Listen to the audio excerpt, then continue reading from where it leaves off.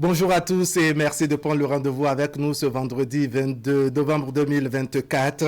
L'actualité nationale avec la Commission électorale nationale autonome qui a dévoilé hier jeudi la répartition des 5294 sièges de chefs de village et de quartiers de ville à pourvoir entre les principaux partis politiques en République du Bénin. Les bénéficiaires sont les partis Union progressiste Le Renouveau, le Bloc républicain et le parti Foscori pour un Bénin émergent. Chacun est fixé sous son quota et dans les localités concernées, les nominations ne devront plus tarder. On consulte les gros titres de la presse nationale tout à l'heure en attendant que la revue de presse de Asiongon Kanya Asiongon vienne nous en dire un peu plus en fin d'émission. Et puis dans notre alala de ce matin, on aborde un autre pan de notre vivre ensemble en questionnant une fois de plus nos relations. C'est sans doute un aspect qui n'épargne personne, même si il faut reconnaître que chacun vit sa braise à sa manière et porte sa croix comme il le peut. Quand dit-on qu'une relation est toxique, c'est le fil conducteur de nos élaborations de ce vendredi avec donc les débatteurs du jour. On pose le diagnostic des relations amicales, les relations amoureuses et celles maritales. C'est dans ce canevas que nous allons rester avec également nos téléspectateurs au bout du fil. Je vous attends nombreux. Actu Matin, c'est ici et maintenant. Bienvenue. Bonjour à tous.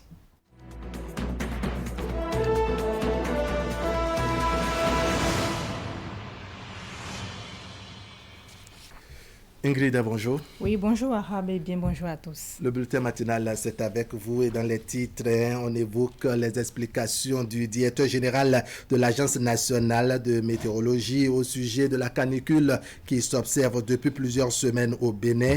Qu'est-ce qui est à la base de cette forte chaleur et quelles sont les précautions à suivre? Nous allons entendre tout à l'heure le directeur général de l'Agence nationale de météorologie. Et puis, on prendra la direction de Nati Tengu pour faire le point de l'atelier de renforcement des capacités organisé au profit de la police républicaine. La prévention et la lutte contre la radicalisation, l'extrémisme violent et le terrorisme sont entre autres les sujets en débat. Le rendez-vous a mobilisé les acteurs clés de la police républicaine ainsi que les maires de Materi, de Nati Tengu autour des consultants nationaux et les experts belges.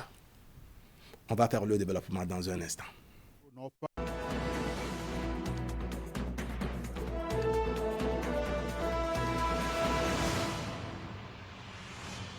Bonjour Ingrid. Oui, bonjour Ahab. Le bulletin matinal, comme je l'ai dit, c'est avec vous. D'accord. On observe depuis quelques semaines une canicule à partir de 11h jusqu'à une certaine heure de la soirée. La température aussi parfois entre 35 et 37 degrés. Qu'est-ce qui explique ce phénomène? Didier Kakpa, directeur général de l'Agence nationale de météorologie, nous donne ici quelques explications. Effectivement, vous allez constater que ces derniers jours, la température a augmenté et la sensation devient vraiment excessive qu'à des moments donnés, vous n'arrivez même pas à supporter. Tout de suite, je pourrais vous dire que cela est dû au changement climatique. D'accord? Le changement climatique que nous chantons depuis des années ne cesse de se progresser. Et cela impacte sérieusement les phénomènes météorologiques, à savoir l'augmentation de la température, la rareté des pluies ou bien l'abondance des pluies, et ce qui embête nos populations, notamment les producteurs. Et lorsque nous parlons de changement climatique, les causes de ce changement climatique sont beaucoup plus logées au niveau des combustibles fossiles. Qui parle de combustibles fossiles, parle du pétrole, du gaz et autres. C'est pas extraordinaire parce que on a déjà prévenu que cette année, la température va augmenter. En effet, je suis le point focal du GIEC. Le GIEC, c'est le groupe interparlementaire sur l'évolution du changement climatique. Et lorsque vous prenez le rapport du GIEC, ce rapport annonce qu'au cours de cette année, la température va augmenter de façon excessive. Notamment à partir du mois de janvier, déjà au sud, vous allez constater que nous allons assister à une température très élevée. C'est vrai, au nord, ça va augmenter, mais ça va peut-être commencer à partir de la fin du mois de janvier. Vous voyez, donc, lorsque nous prenons les statistiques en termes de variation de température, l'année 2024 fut l'année la plus chaude du monde, notamment le mois de janvier. Et cette année, on risque d'assister à la même chose. Vous voyez, donc c'est pour vous dire quoi? C'est pour vous dire que cette sensation que nous ressentons pour le moment et on se plaint, à partir de janvier 2025, nous allons assister à des températures plus élevées que cela. On reste toujours avec Didier Kakba qui nous parle ici des précautions à prendre en ces moments de forte chaleur. Suivant. Le conseil que je m'avais donné à la population méridionale pendant cette période où la température est un peu élevée, c'est de rester beaucoup plus sous l'arbre, d'accord? Parce que sous l'arbre, c'est un peu aéré, donc ils peuvent rester sous l'arbre, et de prendre surtout beaucoup d'eau, d'accord? Prendre beaucoup d'eau, au minimum 3 litres d'eau par jour, vous voyez, et notamment protéger également les enfants, parce que les enfants sont beaucoup plus sensibles à la chaleur.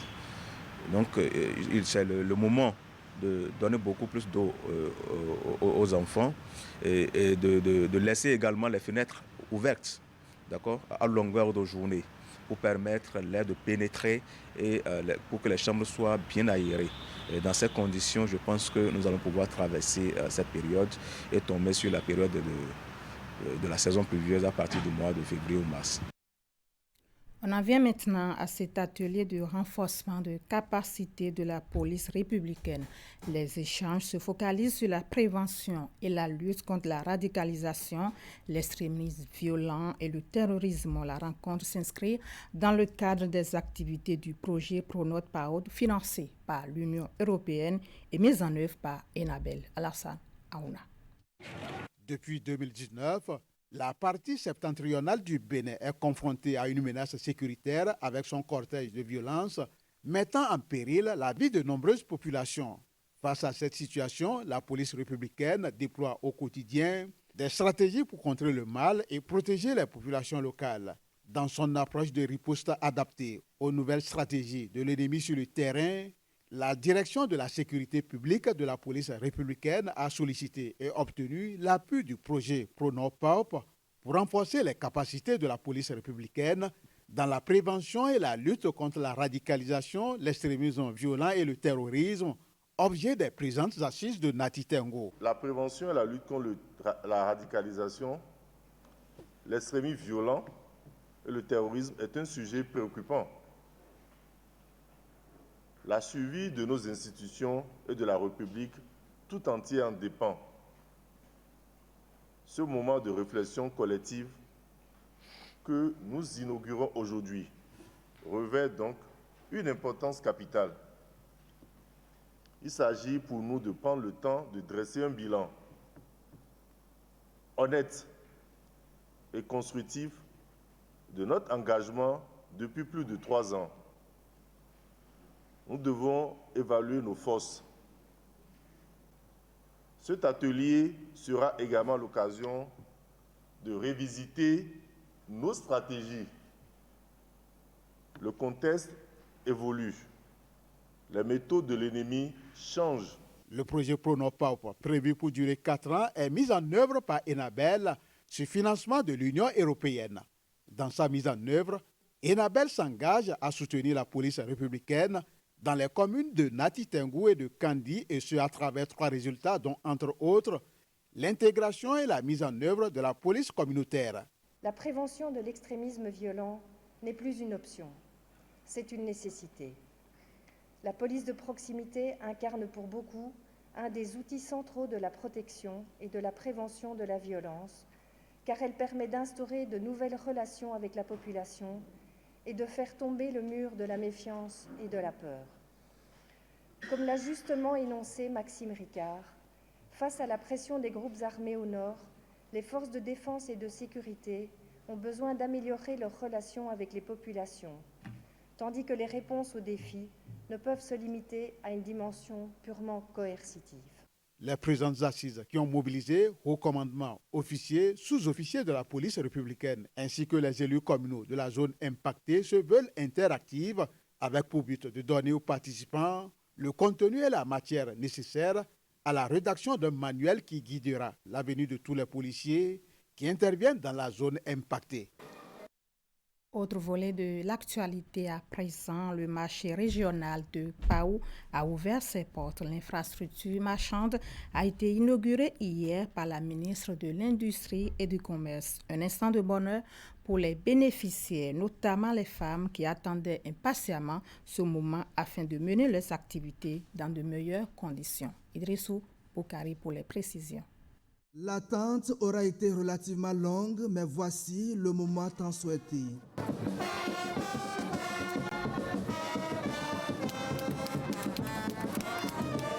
La ministre de l'Industrie et du Commerce, avec à ses côtés sa collègue des Affaires sociales et de la microfinance et les autorités locales, ouvre officiellement le marché régional de Pao au grand bonheur de ses usagers. L'ANAGEM, en collaboration avec toutes les parties prenantes, s'engage à assurer une gestion rigoureuse de cette infrastructure. Des mécanismes ont été mis en place pour garantir un entretien continu, une collecte organisée des redevances, un suivi des performances afin d'assurer la durabilité de cet investissement. Le marché régional de Pao vient mettre fin au calvaire de ces hommes et femmes et améliorer leurs conditions de vente. Au total, 1648 places sont disponibles avec 127 espaces de vente à ciel ouvert, des boutiques, des magasins avec toutes les commodités requises. Ce lieu d'échanges commerciaux abrite désormais 35 secteurs d'activité. Et on ne peut que saluer la bravoure de nos mamans de Pao. Elles sont méritantes. Et quel que soit le secteur d'activité dans lequel elles exercent, elles méritent d'avoir une infrastructure aussi belle et aussi majestueuse. Ce marché moderne de Pao, doté d'infrastructures de pointe, est conçu pour offrir à nos commerçants, nos femmes, nos mamans et surtout aux usagers un environnement sécurisé et propice à l'essor de leurs activités. Avant l'ouverture du marché, l'Agence nationale de gestion des marchés avait déjà organisé un tirage au sort pour la répartition équitable des emplacements. Ceux et celles admis peuvent désormais mener leurs activités dans le confort et la sécurité pour le développement économique de la commune de Ouidah. Fin de cette session d'information. Restez avec nous. L'information continue sur Actu Matin, Wahab. Oui, l'information continue sur Actu Matin, Ingrid. Merci pour ce passage. On fait une petite virgule au niveau de la régie et on revient consulter les gros titres de la presse nationale.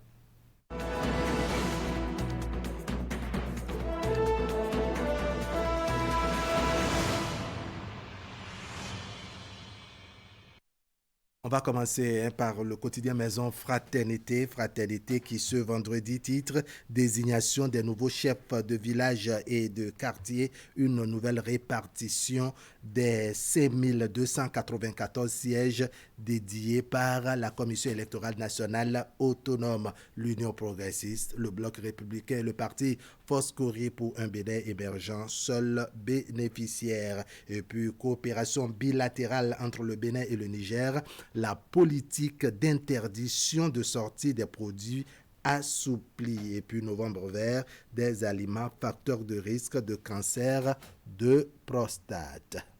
On évolue avec l'autre quotidien, la Sénat qui situe la Foscori pour un Bénin émergent, le Bloc républicain et l'Union progressiste, le renouveau. Il faut dire que hier jeudi, il y a eu cette désignation donc des chefs quartiers et chefs villages suite au communal de 2020. Pendant ce temps, il y a le président de l'Assemblée nationale, Louis Vlavonou, qui était en visite au Maroc. On parle dans les colonnes donc de l'autre quotidien des retombées heureuses d'une visite historique.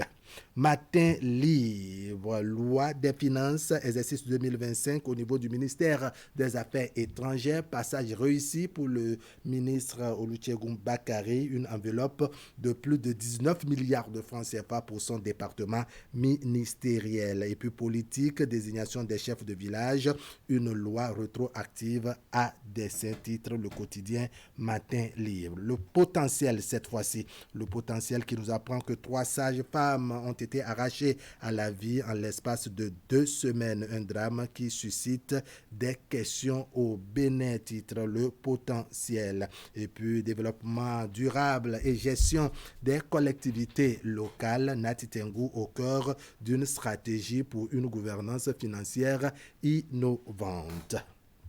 Nous sommes maintenant avec le quotidien Nord-Sud quotidien et puis entretien avec Maître Bonou. Aïvo est sans rancune envers qui que ce soit. Et puis Roland Ribou au sujet de la justice commerciale.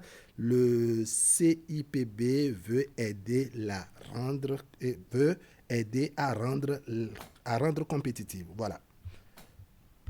On est avec le journal de notre époque, audit du fichier électoral. Le président Patrice Talon confirme son accord et rassure l'opposition. Il rassure donc l'opposition en ce qui concerne l'audit du fichier électoral. L'investigateur du jour, Bénin, l'Institut national de la femme inaugure son nouveau siège au Carrefour Soneb à Cotonou. Et puis audit de la liste électorale, la Foscori pour un Bénin émergent dénonce l'exclusion des autres forces politiques. Libération, quotidien Libération, plus de 700 milliards de francs CFA alloués sur la période de 2024 à 2028 en ce qui concerne l'amélioration des revenus, accès aux services sociaux et adoption aux crises, etc. La protection sociale des populations vulnérables désormais renforcée. Et puis campagne agricole 2024-2025, 12 943,60 km de pistes rurales et 2211,619 km de routes en terre à rénover. On va finir avec le grand jury qui nous apprend que la Sénat a fixé l'Union progressiste, le Bloc républicain, le Parti Foscori pour un Bénin émergent en ce qui concerne la désignation des chefs quartiers et chefs villages. Et puis la Fondation Zakat et Sadak au 4e Salon international des ONG islamiques à Istanbul.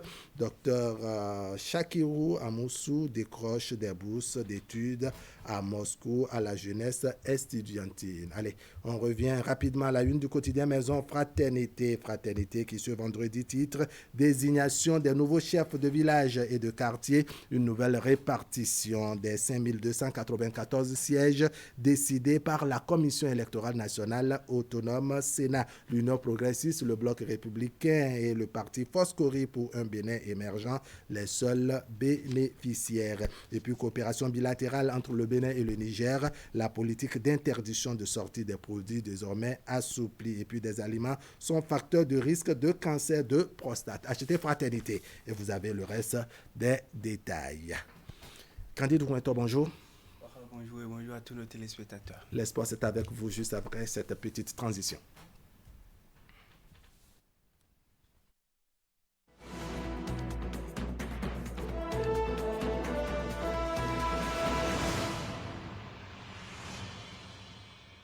Alors, Candide, on commence par football, notamment la Ligue professionnelle de football du Bénin qui aborde demain samedi sa 9e journée.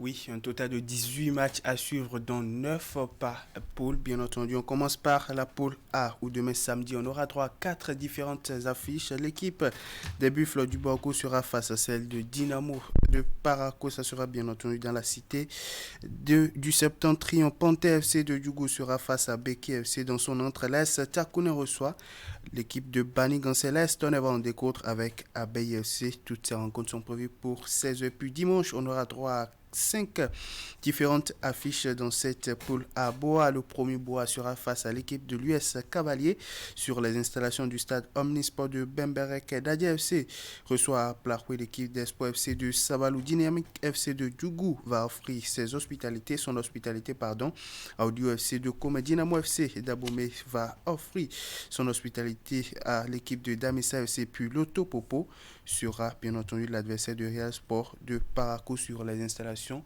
du stade Omnisport de Grand Popo. Dans la poule B maintenant, demain samedi, on aura 3 à 5 différentes affiches. AS Police reçoit l'équipe de la jeunesse athlétique de Kétou sur les installations du stade René Pleven d'Arkwakwal. Avrankou, Omnisport va disputer les unités avec l'équipe de l'AS Soubemap sur les installations du stade Omnisport d'Avrankou. AMAFC de Pobet reçoit dans son entrée l'équipe de l'association sportive de la vallée de l'Ouémé. La jeunesse sportive de Ouida sera face à l'USS Krake sur les installations du stade Omnisport de Ouida. Puis l'équipe de Sitatunga va en découdre avec celle de Adidja FC sur les installations du stade synthétique d'Akasato. Dimanche, on aura droit à 4 différentes affiches dans cette poule B. AS Cotonou va affronter l'équipe de Dragon FC. Coton FC, triple champion en titre du Bénin Défi. Aziza FC. Étoile Filante va disputer les 3 points de cette 9e journée avec l'équipe de l'association sportive du port autonome de Cotonou. Et puis la jeunesse sportive de Pobet va en découdre avec Requin FC sur les installations du stade, bien entendu, Pierre Gascon de Pobet. Avant cette 9e journée de la Ligue professionnelle de football du Bénin, le top 9 dans les différentes poules se présente comme suit. On commence par la poule A, où Dadia FC est en tête avec 19 points au compteur, un goal différentiel de plus 8. On a en deuxième position l'équipe de l'US Cavalier avec 15 points au compteur, un goal différentiel de plus 3. En troisième position se place l'équipe de Dynamo FC d'Abomey avec 14 points au compteur. Même nombre de points au compteur pour l'équipe d'Espoir FC de Savalou qui est en 4e position. En 5e position, on retrouve les Buffles du Borgou qui sont bien entendu 5e avec 13 points au compteur. Ponte FC de Djougou est 6e avec 13 points. 12 points pour Audio FC qui se pointe à la 7e position. 8e position, on retrouve l'équipe de Loto Popo avec 11 points au compteur. Autant de points pour l'équipe de l'AS Takouné qui est 9e au classement provisoire dans cette poule A. Dans la poule B, l'équipe de l'AS Sobema est en tête avec 16 points au compteur. Même nombre de points au compteur pour Dragon FC qui vient en 2e position. En 3e position, on retrouve AMFC de Pobek avec 14 points au compteur. Autant de points au compteur pour la jeunesse sportive de Pobek qui est 4e. Avant Omnisport est 5e au classement avec 13 points au compteur. 13 points également au compteur pour la jeunesse sportive de Ouida qui est positionné 6e. En 7e position, on retrouve Coton FC de Ouida qui est 7e avec 12 points. L'USS Krake est 8e avec également 12 points au compteur. Puis l'AS Police vient en 9e position avec un total de 11 points au compteur après 8 différentes journées. Il faut dire que toutes ces rencontres précitées vont se dérouler à 16h sur les différentes installations. Allez, on va changer Non, on poursuit, hein, mais cette fois-ci, on s'intéresse aux moins jeunes candidats en Ouetto. Les Guépards et Amazon scolaires se sont qualifiés hier pour les finales du tournoi UFOAB qualificatif pour la CAN scolaire 2025. Oui, le Bénin est encore en course pour décrocher les billets qualificatifs pour la prochaine édition de la Coupe d'Afrique des Nations scolaire de 2025 dans les 2 catégories. Ceci grâce aux Guépards et Amazon scolaires qui font preuve d'une belle résilience. Et à cela s'ajoutent des belles performances depuis le début de la compétition. Chez les garçons, les poulains du coach Séverin Danra ont obtenu hier leur billet pour la finale du tournoi UFOAB qualificatif pour le championnat africain de football africain, bien entendu scolaire, 2025 grâce à leur victoire 2-0 face à leurs homologues du Burkina Faso en demi-finale. Avec donc cette victoire, l'équipe est qualifié pour la 3e fois consécutive pour la finale du tournoi qui est bien sûr qualificatif à la prochaine CAN scolaire. Pour la finale de cette édition 2024 du tournoi, les Guépards scolaires vont affronter les garçons de la Côte d'Ivoire qui de leur côté ont battu en demi-finale l'équipe du Ghana par un score d'1-0. Chez les filles, les Amazones scolaires ont obtenu leur billet pour la finale après un match intense qui est allé même jusqu'à la fatidique séance des tirs au but. Après un score nul de 2 buts partout au thème du temps réglementaire, les Béninois béninoises vont prendre le dessus sur les filles venues du Burkina Faso à la séance des tirs au but avec 3 tirs réussis contre 2. En finale, les Amazones scolaires vont défier le Ghana qui a battu en demi-finale la Côte d'Ivoire par un score de 2-1. Je vous propose ici un extrait du sélectionneur des différentes sélections béninoises à cette échéance qui se déroule à Niamey, au Niger. Je pense déjà un sentiment de reconnaissance, après un sentiment de fierté. Reconnaissance parce qu'on a eu cette faveur de Dieu de pouvoir nous retrouver ici à cette belle compétition. Reconnaissance parce qu'on a entamé cette compétition avec de très très belles équipes. Et aujourd'hui, nous sommes en finale. Donc ma première reconnaissance revient à Dieu qui nous fait cette grâce. Après, je suis fier de mes garçons. Fier d'eux parce que c'était pas évident, si je peux dire.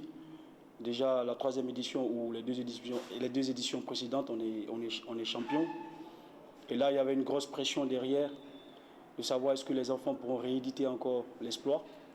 Parce que ça n'a jamais été facile. Et puis après, à chaque étape, ça devient beaucoup plus dur. Donc nous, on essaie de garder les pieds sur terre, de prendre match par match, de ramener les enfants à ce qu'ils restent concentrés jusqu'au bout et surtout prendre plaisir, parce que c'est le premier facteur, qu'ils prennent du plaisir. C'est des moments inoubliables pour eux et on les amène à ce que ça soit vraiment inoubliable, que ça soit un souvenir extraordinaire. Donc le plus important, c'est de se faire plaisir dans le match. La finale, on va la jouer comme les fois passées, toujours prendre du plaisir.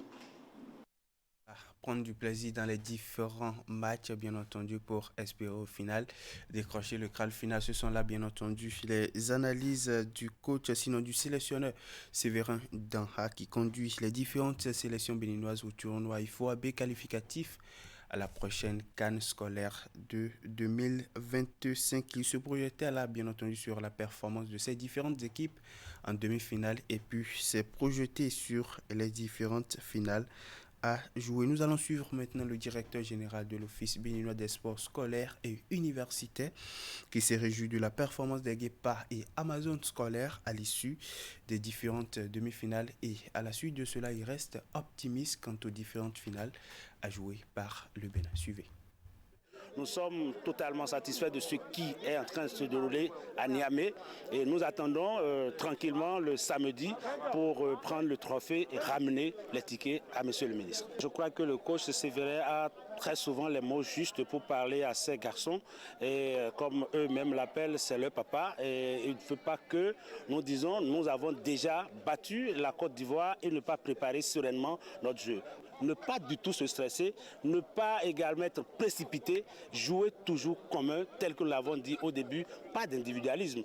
Parce que si c'est le groupe qui gagne, c'est nous, au Bénin, qui allons chanter l'hymne national. Mais une personne qui se dit « je vais être meilleur joueur, je vais être meilleur buteur », ça peut, n'est-ce pas, handicaper le résultat final. Donc pour moi, je pense que nous allons leur dire, et ils sont en train de nous écouter, jouez librement, faites-vous plaisir, ramenez la coupe, ramenez la médaille au pays et vous aurez l'honneur qu'il faut. Le discours, il est le même, bien entendu. Faites-vous plaisir pour ramener la coupe au pays pour le bonheur aussi bien de vous et de tout le public sportif béninois. De toute façon, ça sera bien entendu la joie de tout le peuple béninois. Les deux finales vont se jouer demain samedi. Bien entendu, à 10h, on va assister à la première finale, ça sera chez les garçons, entre la Côte d'Ivoire et le Bénin. 1 heure plus tard, bien entendu, ça sera chez les filles qui va opposer le Ghana au Bénin. On va parler maintenant, allons maintenant au Maroc, où se déroule la 4e édition de la Ligue des champions féminines de la CAF. La compétition va livrer son verdict final ce vendredi avec les matchs, bien entendu, de la 3e place et celui de la finale qui va se dérouler demain, à l'issue duquel on connaîtra le successeur de l'équipe de Mamelodi Sundowns, la championne en titre, est déjà out de la course depuis la phase des groupes. Déjà à 18h, on va assister à la rencontre de la petite finale entre l'équipe du FC Massa d'Égypte qui est à sa toute première participation à une phase finale de la Ligue des champions féminines de la CAF et Edo Queens du Nigeria qui, bien entendu, c'est à sa toute première participation, bien entendu, battue en demi-finale par l'équipe de l'Asfa du Maroc. Celle du Massa d'Égypte va tenter de se consoler avec la 3e place pour l'avoir. Il faut bien entendu faire face à leurs homologues de Edo Queens du Nigeria battus en demi-finale par les filles filles du tout-puissant Mazembe. La rencontre est prévue pour 18h et bien entendu demain, samedi, à partir de 20h, on va assister à la grande finale entre l'équipe du pays hôte ASFA et celle du tout-puissant Mazembe de la République démocratique du Congo. Le tout-puissant Mazembe qui, après une absence, bien entendu, au cours de la précédente édition, a effectué un retour avec les dents pour cette expédition marocaine et veut bien soulever pour la toute première fois de son histoire le trophée de la compétition. Mais en face, l'ASFA veut soulever cette année son deuxième trophée dans la compétition après le premier décroché en 2022 à domicile au cours de la première édition. Ainsi, elle pourra prévenir à égalité de Kral avec bien entendu l'équipe de Mamelodi Sundowns qui reste jusqu'à cet instant l'équipe la plus titrée de la compétition avec 2 titres au total. Parlant des dames, le tirage au sort de la Coupe d'Afrique des Nations féminines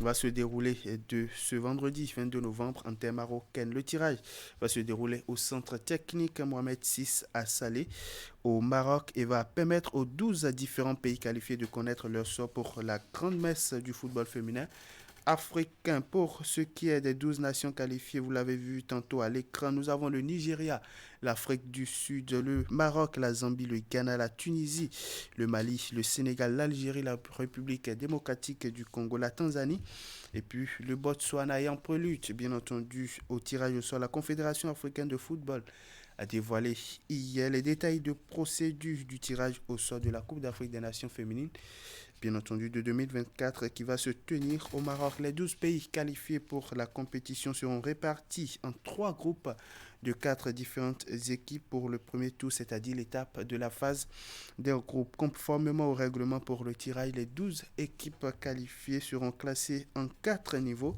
selon leur position au classement FIFA. Le Maroc, en tant que pays hôte, occupera bien entendu automatiquement la position A1, tandis que l'Afrique du Sud, tenante du titre, sera en position C1. La troisième équipe du niveau 1 sera placée en position B1, bien entendu, pour le tirage au sort. Pour ce qui est des procédures, le tirage détaillé, 3 pots distincts seront utilisés pour répartir les équipes des niveaux 2, 3 et 4 dans les groupes A, B et C. A noter que cette 13e édition de la Coupe d'Afrique des Nations féminines, bien entendu, se tiendra du 5 au 26 juillet 2025 au Maroc. Et ça sera la course à la succession de l'Afrique du Sud, actuelle détentrice, bien entendu, du trophée qui s'est imposé lors de la dernière édition, organisée toujours au Maroc en 2022. Allez, candidat, on connaît depuis quelques jours les nominés dans les différentes catégories du football féminin pour les awards de la Confédération africaine de football 2024. Oui, un total de 7 différentes catégories pour le moment. On a bien entendu la catégorie de meilleure jeune joueuse, où dans cette catégorie, on a pas mal de joueuses, notamment la Camerounaise Cathy Bia, la gardienne, bien entendu Cathy Bia. On a également à la Camerounaise la joueuse camerounaise Naomi Eto'o, bien entendu, qui est nominée dans cette catégorie. Entre autres joueuses également nominées pour ce prix de meilleure jeune joueuse africaine de l'année, on a Abiba Sapri de l'Égypte, Stella Niamerkie, bien entendu du Ghana, et puis Valérie Nekesa de la Zambie. On a également la Marocaine Doha El Madani qui est nominée pour ce prix, bien entendu, de meilleure jeune joueuse africaine de l'année pour les CAF Awards de 2024. Pour ce qui est du prix de la meilleure joueuse interclub de l'année, la meilleure joueuse africaine interclub de l'année, bien entendu, on a pas mal de joueuses nominées. Par exemple, la joueuse de Edo Queens du Nigeria, Enem Essien, bien entendu, qui participe à cette 4e édition de la Ligue africaine des champions en terre marocaine. On a également la Nigériane Molé Oyono, on a la show Flora Marta, bien entendu, de la République démocratique du Congo, elle qui participe à cette 4e édition de la Ligue des champions féminines de la CAF avec le tout-puissant Mazembe qui va même disputer la finale demain samedi à partir de 20h face à l'équipe de l'ASFA du Maroc. On a également pour ce prix Merveille Nangidi de la République démocratique du Congo, elle qui évolue du côté du tout-puissant Mazembe. On a également la Marocaine Sana Mtsoudi, bien entendu, du Maroc. Elle évolue du côté de l'ASFA du Maroc. Pour le prix de la meilleure gardienne de l'année, la meilleure gardienne africaine de l'année, on a la Camerounaise qui était nominée, bien entendu, pour le prix. Sinon, dans la catégorie de meilleure jeune joueuse de l'année, on a Cathy Biya qui est nominée pour le prix de la meilleure gardienne de l'année. On a également Fidéline Ngoï de la République démocratique du Congo. Elle évolue du côté du tout-puissant Mazembe. On a également Abiba Sapri de l'Égypte qui évolue bien entendu du côté du FC Massa d'Égypte. Fatima El Djebraoui, bien entendu du Maroc, est aussi nominée pour ce prix. Entre autres, voilà donc les joueuses nominées pour le prix de la meilleure gardienne. Sans oublier bien entendu Andile Dlamini de l'Afrique du Sud qui a terminé meilleure gardienne de la Ligue de la précédente édition de la Ligue des champions féminines de la CAF. Pour le prix du meilleur coach féminin de l'année, on a pas mal de nominés. On a par exemple le coach bien entendu Kenyan, Mildred Cheche du Kenya bien entendu qui est nominé pour ce prix. On a également Bankole Olowokere du Nigeria qui est aussi nominé pour ce prix. Lamia Boumedi qui évolue du côté du tout-puissant Manzebe, celle-là qui conduit l'équipe du tout-puissant Manzebe à cette 4e édition de la Ligue des champions féminines de la CAF. Pour ce qui est des clubs féminins nominés de l'année, on a entre autres l'équipe de Mamelodi Sundowns de l'Afrique du Sud, ASFA du Maroc, FC Massa d'Égypte, le tout-puissant Mazembe de la République démocratique du Congo, Edo Queens du Nigeria, University of Western Cape, bien entendu, de l'Afrique du Sud, et la Central Bank of Ethiopia, bien entendu, de l'Éthiopie, comme vous venez de l'entendre, et puis Aigle de la Médina du Sénégal. Pour ce qui est de la catégorie de la meilleure équipe nationale, pas mal de sélections nationales sélectionnées, par exemple l'équipe des Lions indomptables du Cameroun, l'équipe des Super Falcons du Nigeria, l'équipe des Bayana de l'Afrique du Sud, celle bien entendu des Lions de l'Atlas du Maroc également est nominée dans cette catégorie de meilleure équipe nationale de l'année. Et puis enfin, la meilleure joueuse africaine de l'année, pour ne pas dire celle-là qui sera désignée Ballon d'Or de cette année 2024. Pas mal de joueuses nominées. On a par exemple Tembi Katlana, bien entendu, de l'Afrique du Sud, Germany, bien entendu, Soesper Sengwe de l'Afrique du Sud. On a également Maka Ndoxier, bien entendu, qui évolue du côté de Paris FC en France, elle qui est la gardienne des Super Falcons du Nigeria. On a également Sana Massoudi du Maroc, elle évolue du côté du FC de l'équipe de l'ASFA qui va disputer la finale de la Ligue des champions féminines de la CAF, la 4e édition qui va connaître son épilogue demain samedi en terre marocaine.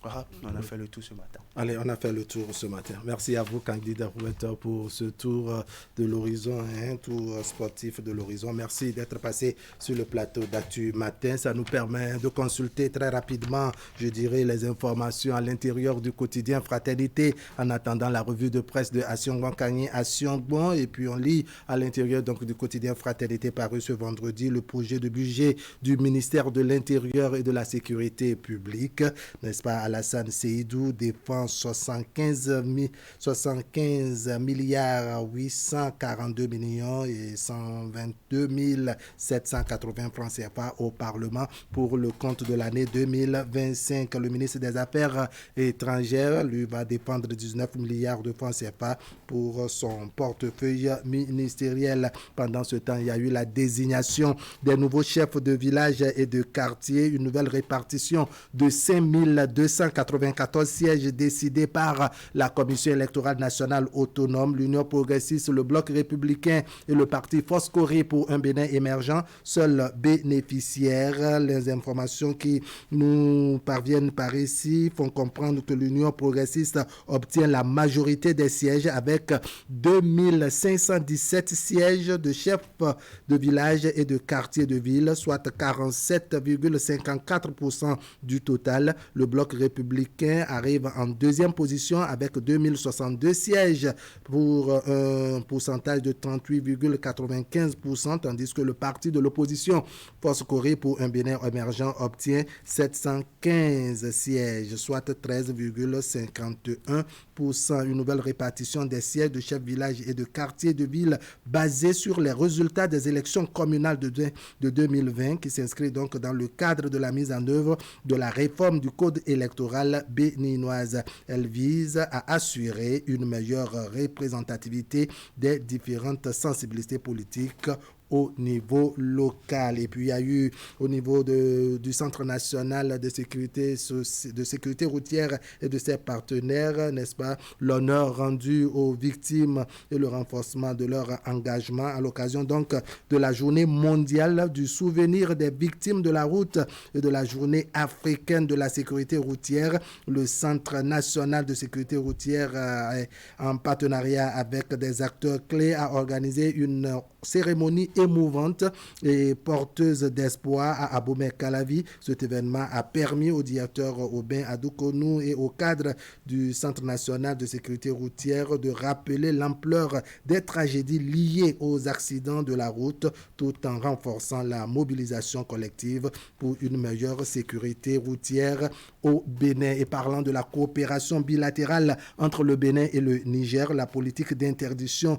de sortie des produits est assouplie dans la dynamique donc de décrisper la tension qui règne depuis plus d'un an. Le Bénin vient de poser un acte bienveillant envers le Niger à travers un communiqué. Le gouvernement a décidé de revoir sa politique d'interdiction de sortie du pays de plusieurs produits en direction des pays frontaliers, notamment le Niger. Au nombre des mesures, le Bénin a autorisé la sortie des produits importés à destination du Niger comme le riz, les conserves et l'huile et l'accès des produits en provenance du Niger. À cela s'ajoute la libre circulation des personnes dans les deux sens. Cette décision vient confirmer la volonté de la partie béninoise de fluidifier les relations bilatérales avec son voisin du Nord, le Niger. Achetez Fraternité, vous avez le reste des détails. Mesdames, Messieurs, voici maintenant notre partie de discussion de ce vendredi. On s'interroge, quand dit-on qu'une relation est toxique? C'est le thème central de nos discussions de ce vendredi. À tout de suite.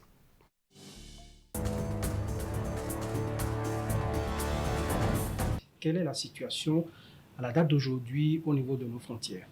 À date d'aujourd'hui, nous pouvons dire que nos frontières se portent bien. Au niveau de nos frontières, on s'est contenté de défendre simplement les territoires. Il y a eu des efforts qui ont été faits. Malgré ça, il y a eu quand même des frappes des présumés djihadistes que nous avons enregistrés récemment. En quoi nous sommes responsables?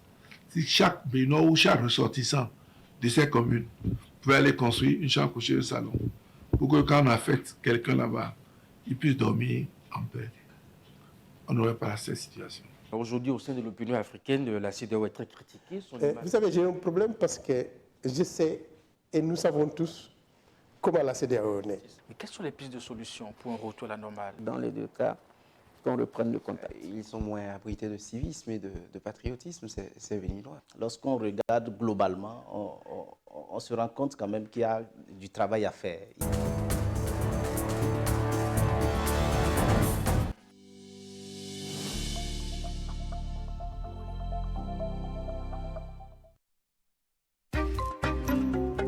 La cybercriminalité est un fléau à l'antipode du développement socio-économique durable et de la crédibilité de notre pays. Ne permettons pas aux cybercriminels et gaïmans de salir la réputation de notre pays et de ruiner nos efforts collectifs en faisant fuir les investisseurs. Ensemble, combattons la cybercriminalité en dénonçant les gaïmans. Pour tout renseignement et assistance contre la cybercriminalité, appelez les numéros 63 09 51 61, 63 09 51 62, 65 48 78 74 ou écrivez à l'adresse mail ocrc@dgpr.bj.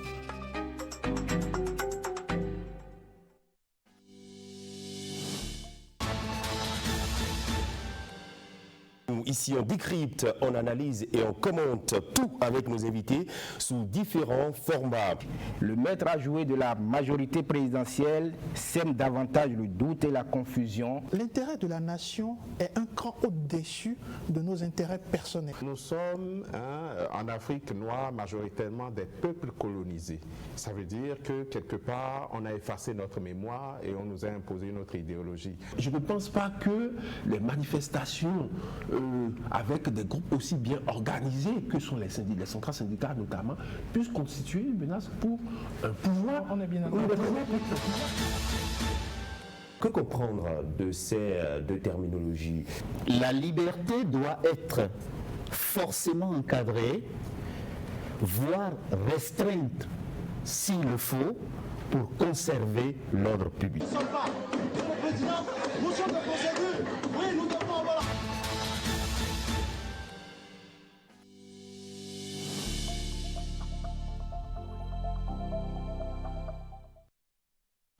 En novembre, seulement avec Canal+. 3, 2...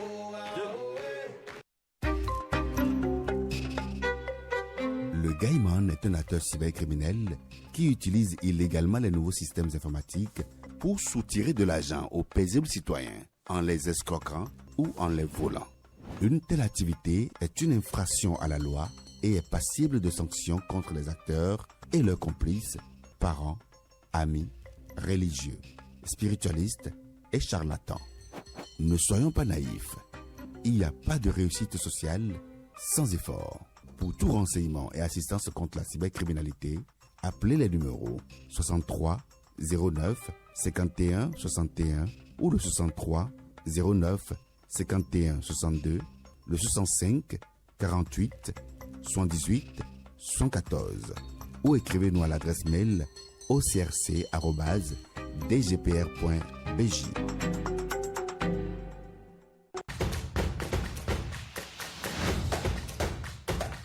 Bienvenue à notre rendez-vous hebdomadaire consacré au sport sur Canal 3 Bénin. Au menu ce soir. Sans interruption, c'est une première au Bénin pour une équipe de remporter 3 fois d'affilée le championnat national. Je pense qu'il faut remercier les joueurs parce que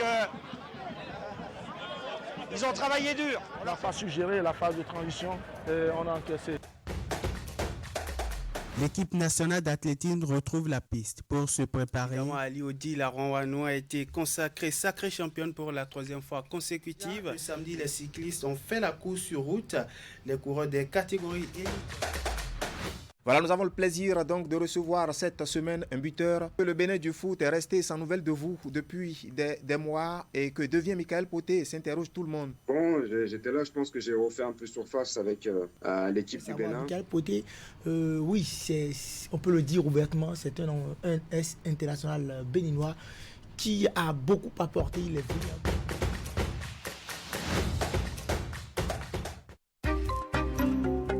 La cybercriminalité est un fléau à l'antipode du développement socio-économique durable et de la crédibilité de notre pays. Ne permettons pas aux cybercriminels et Gaiman de salir la réputation de notre pays et de ruiner nos efforts collectifs en faisant fuir les investisseurs. Ensemble, combattons la cybercriminalité en dénonçant les Gaiman. Pour tout renseignement et assistance contre la cybercriminalité, appelez les numéros 63 09 51 61, 63 09 51 62, 65 48 78 74 ou écrivez à l'adresse mail ocrc@dgpr.bj.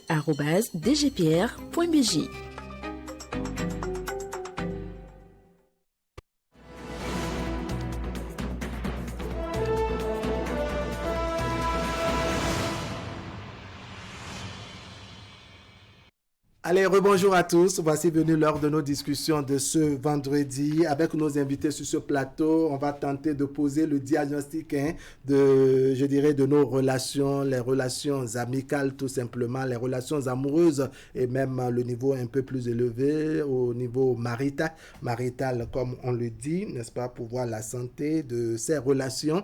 Alors, petite question, quand dit-on qu'une relation est toxique? C'est donc le fil conducteur de nos échanges de ce vendredi avec les invités sur le plateau. Je précise que le débat se fait avec les téléspectateurs au bout du fil. Je vais commencer par les membres de l'équipage. À ma droite, M. Bruno Watto. Bruno Watto, bonjour. Bonjour. Bienvenue sur le plateau d'Actu Matin. Vous êtes receveur des impôts à la retraite et puis vous nous venez d'Abomey, ça il faut le préciser. Merci pour votre disponibilité. Merci. Madame Dorcas Mara, bonjour. bonjour. Vous êtes sociologue, vous êtes également une habituée de ce plateau. Bienvenue. Merci. Merci beaucoup. Allez, quelqu'un qu'on ne présente plus. Fortune Ouettarasso, bonjour. Recevez mes chaleureuses salutations, nous les recevons. Madame Ella Glele, bonjour. Bonjour, monsieur Wahab. Coiffeuse et esthéticienne, c'est votre travail, vous deux, pratiquement. Vraiment, merci d'être venu sur le plateau d'Actu Matin. Le sujet est libellé comme ça. Quand dit-on qu'une relation, n'est-ce pas, est toxique? Je vais poser la toute première question à Madame Dorcas Mara. Selon vous, quand dit-on qu'une relation est vraiment toxique? Merci. On dit qu'une relation est toxique lorsque des déséquilibres s'installent. C'est ça. Lorsqu'il y a des mécanismes de domination, de contrôle, de manipulation et d'abus émotionnels, de sorte à saper la confiance en soi de l'autre, à saper son estime de soi et à développer des cycles d'anxiété. Vous savez, les relations entre deux personnes, qu'elles soient amicales ou amoureuses, ou même simplement des relations d'affaires, doivent servir à l'équilibre des deux personnes. Mais lorsque vous constatez que ces relations aboutissent plutôt à de l'isolement, à du chantage, à de la manipulation, à un contrôle excessif, c'est une relation toxique. Donc, ça veut dire que vous placez, je dirais, la barre des deux côtés, que ce soit l'homme qui se comporte ainsi ou que ce soit la femme, ça donne une relation toxique. Oui, mais les statistiques révèlent que les auteurs de relations toxiques sont à plus de 70% des hommes. Des hommes en déficit. Donc, quelle est l'institution? Il y a beaucoup d'instituts américains qui ont fait ces études statistiques. En Amérique là-bas. Oui. Et aujourd'hui aussi en Afrique, nous avons des données, et ça c'est surtout dans les relations de couple, pour voir d'où vient le déséquilibre, parce que les relations toxiques c'est plus un problème pathologique. Vous avez des gens qui viennent en couple avec leur déficit émotionnel, avec leurs blessures non cicatrisées, leurs blessures familiales ou du passé non cicatrisées, et ils viennent gérer ça. Ils viennent devenir on va évoluer. Alors, Madame Ella Glele, selon vous, quand dit-on qu'une relation est toxique?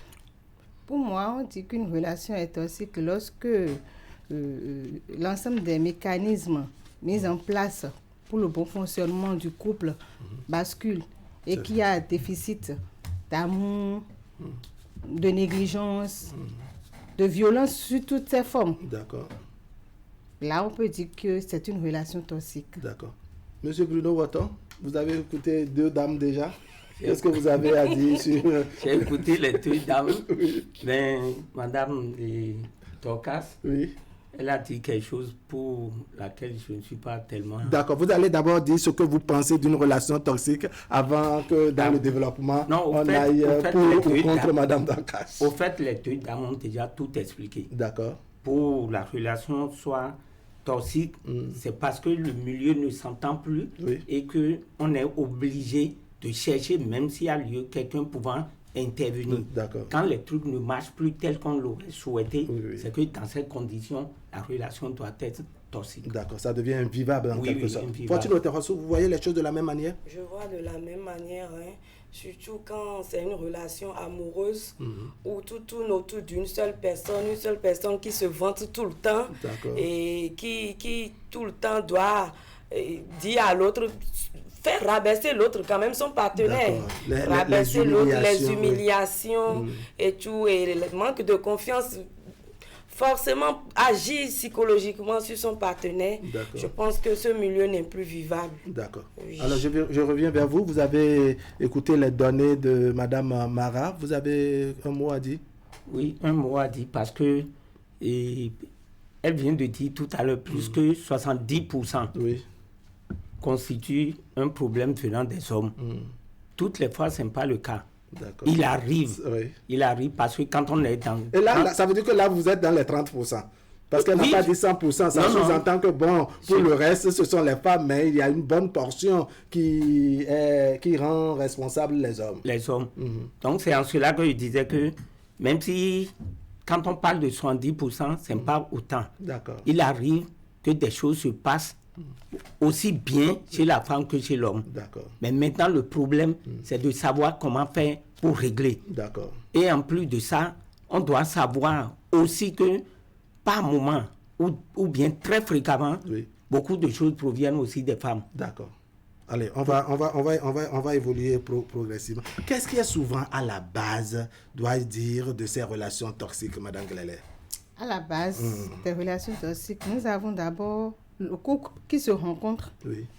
Et déjà, la femme qui n'a pas les moyens financiers, oui, qui rentre dans le foyer, au fil du temps, elle sera frustrée par l'homme, ou l'homme sait bien qu'elle n'a pas les moyens de partir, mais quand il y aura des problèmes, il va lui faire comprendre que c'est à cause d'elle qu'il a réagi comme ça, c'est-à-dire il fera culpabiliser cette femme. Et cette femme aura peur de partir. Elle va se dire, c'est à cause de moi si la relation ne marche pas. Oh, c'est faux, c'est à cause de l'homme. Mais il manipule la femme par l'affection. C'est-à-dire, elle rend coupable la femme, alors qu'au fond, ce n'est pas ça. Et ça agit sur le mental de la femme. Elle se dit vraiment, c'est moi. D'accord. Oui, elle se remet en cause. Oh, c'est faux. C'est l'homme qui a créé sa situation.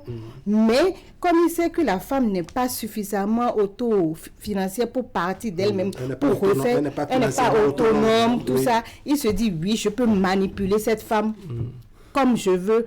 Ou si il voit que la femme l'aime plus que, il dit oui, je peux manipuler cette femme pour avoir ce que je veux de cette femme. D'accord. Fortune Ouattarassou, les causes, vous les situez à quel niveau? Souvent, M. Otto refuse de prendre en compte les statistiques de Madame Mara. Oui. C'est une triste réalité que vous allez avaler, malheureusement, parce que c'est l'homme qui va vers la femme. Moi, je veux rester dans la relation amoureuse. Souvent, c'est l'homme qui va vers la femme. Et c'est ce que tu dis à la femme qu'elle va croire. Mais une fois dans la relation, elle constate que ce n'est plus les belles phrases, les phrases mielleuses que tu as eu à lui dire afin qu'elle puisse venir au foyer. Ce n'est plus la même chose. On est d'accord. De là, tu agis maintenant sur son mental. Tout ce que tu as à faire, c'est de lui faire croire qu'elle ne peut rien. Surtout quand la femme n'a pas un boulot, qu'elle n'a pas un emploi, c'est souvent difficile. Raison pour laquelle, la plupart des cas, ce sont les hommes qui sont toxiques dans la relation. Wow. Oui. D'accord. Madame Maha, au niveau des causes. Oui.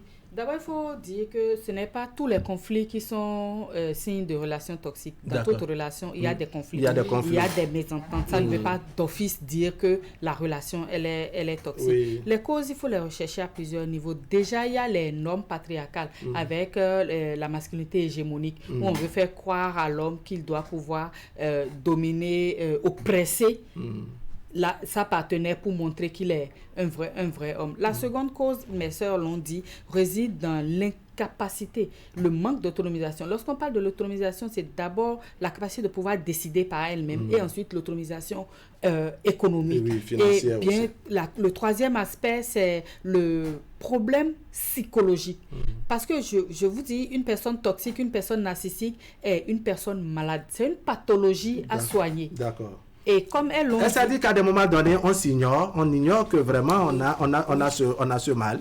Bien sûr, comme elles l'ont dit, on fait culpabiliser l'autre. On ne sait pas qu'on est toxique, on ne sait pas qu'on est narcissique. On pense bien faire la surprotection, le surcontrôle, la manipulation, le fait de séparer, d'éloigner l'autre de ses cercles d'amis ou son cercle familial pour faire croire que on veut concentrer tout l'amour. C'est par amour. Ce n'est pas du tout par amour, c'est de la toxicité. Et la toxicité ne fait du bien à personne. Lorsque vous êtes dans une relation toxique, aucun des deux partenaires n'est épanoui. D'accord. Alors, M. Bruno Ouattarassou, dans un cas où il est avéré que les amis de madame, ou alors peut-être les amis de monsieur, en tout cas d'un membre du couple, n'est-ce pas, sont vraiment des éléments qui perturbent la santé du foyer. Est-ce qu'il ne faut pas vraiment travailler à éliminer le conjoint de ce cercle d'amis au fond? Oui, ça là, il y a tellement de problèmes au point où, même s'il faut parler, on saura que c'est les relations extérieures qui font du ménage un problème surtout. Parce que quand, effectivement, Madame Chose a dit tout à l'heure, elle a dit, c'est vrai, c'est l'homme qui va vers la femme. Et quand tu as besoin de quelque chose, il faudrait que tu sois quand même en mesure d'amadouer la personne et de la faire venir. D'accord. Mais quand tu la fais venir... mais pas mentir. Non, pas mentir. Il faut aller dans le bon sens. Parce que, au fait, quelqu'un qui veut former un foyer, fonder un foyer, c'est différent de quelqu'un qui veut sortir avec des gens. Dans ces conditions, tu fais tout possible, vous êtes venu, les problèmes que... Donc le discours varie selon qu'il s'agit de on veut t'amener à la maison ou bien on veut tous deux rester au dehors. Il y a ça. Voilà. Donc vous voyez. Madame Mara, vous comprenez. Voilà. Il faut informer vos soeurs. Donc le discours des fois... Le discours diffère. Quand elle est venue à la maison, vous n'avez pas reçu les mêmes éducations. Donc, se comprendre dès le début, c'est toujours bon. Mais au fil du temps, on comprend que mon mari a tel mal ou bien mon épouse a tel mal. Il s'agira de tout faire pour pouvoir réconcilier. Mais si on ne veut pas s'entendre et que la femme doit se dire, chez nous enfants, on dit, il y en a une kawa. Si tu dois tout faire pour dominer ton mari, ou bien c'est ce que tu dis, il arrive même que la femme est plus nantie que l'homme. Et le ménage est ensemble. Bien sûr. Mais si tu veux faire la tête, des gens vont lui parler, ou bien tu es dedans, vous n'avez pas fait d'enfant, les parents vont aussi commencer par parler, mais c'est à vous d'étudier, savoir que on ne peut pas mettre le foyer en danger en disant que c'est toxique. Donc, à tout prix, ça provient parfois aussi, tel qu'on a dit souvent, de l'homme, parce qu'il voudra toujours se dire qu'il est le coq de la basse-cour. D'accord, il va vouloir exercer sa masculinité. C'est ça. Allez, je précise que le débat, nous le faisons avec nos téléspectateurs. La régie va nous accompagner à voir ceux qui sont en ligne. Alors, je reviens vers vous. Est-ce que vous pensez que des fois, l'extérieur vient influencer le ménage et les choses se déséquilibrent au point d'atteindre, je dirais, le degré de toxicité? Oui. L'extérieur influence très souvent nos couples en Afrique. Et comment? Parce que très souvent, nos couples, on ne nous a pas appris à régler nos problèmes nous-mêmes. On va souvent vers les amis, vers la famille. Mais qui encore? Quelle est l'expérience de cette personne ou la sagesse de cette personne vers laquelle nous allons? Il y a tout ça qu'on devait remettre en cause. Et voir à qui parler de nos problèmes de couple. À qui en parler? S'il faut aller voir un professionnel de santé, lui en parler, un ami proche ou un parent, au couple de décider et de choisir la bonne personne. Parce que cette personne peut toujours influencer. Si cette personne a d'influence sur la femme ou l'homme, il peut influencer votre foyer. D'accord. Alors, on dit souvent qu'il faut communiquer, il faut le dialogue dans le couple et autres pour éviter qu'on en arrive à cette phase de toxicité. Fortune Ouattarassou. Qu'est-ce qui fait que dans certains foyers, dans certains ménages, on n'a pas de communication, la communication fait défaut? La communication fait défaut. Parce qu'il y a des couples qui commencent et puis même déjà dès le début, il n'y a pratiquement pas de communication. Au point que quand les choses évoluent, n'est-ce pas, et se dégradent, c'est difficile d'introduire cette communication-là. Oui, vous savez, c'est le béaba normalement. Quand tu vas déjà vers une femme, il faut l'analyser. Pareil pour la femme, c'est vice-versa. Il faut faire cette analyse-là. Parce qu'il y a, je constate malheureusement qu'il y a des gens qui pensent Fortune, calme-toi, ton mari veut parler. Vous avez beaucoup de maris. Franchement, j'ai beaucoup de maris. Mon mari même pas. Téléspectateur, Ali, bonjour. Quand l'homme prend la parole, la femme doit se taire. C'est digne de respect. C'est même une violence. Vraiment. Téléspectateur, Ali, bonjour. Oui, bonjour, monsieur Wahab Alikbara. Herman Metton. Oui, Herman Metton. Ah, c'est vous qui venez avec tant de dictature. Non, c'est la dictature sentimentale. Regardez-moi ça. Allez, on vous écoute sur le sujet. Ça n'a rien de toxicité. D'accord. Ok, bonjour à vos invités. Merci. Quand on dit relation toxique, a priori, il faut voir la femme. Quand on dit relation toxique, a priori, il faut voir la femme. On vous écoute. l'homme n'a pas le temps de créer de problèmes. On est au boulot, on a beaucoup de choses à faire.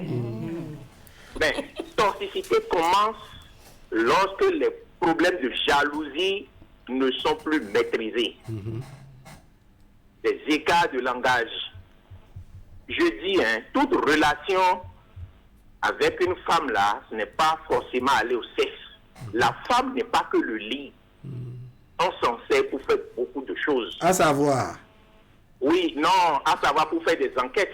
Moi, j'ai réussi à obtenir des informations grâce à la femme. Pendant que moi, on me chassait, mais elle, on l'a conduit vers l'information. Elle est allée me chercher l'information, elle est revenue. Ce sont les forces de l'ordre qui l'ont conduite en traversant la rue sans problème. D'accord. Vous comprenez? Donc, la femme, on s'en sert pour faire beaucoup de choses.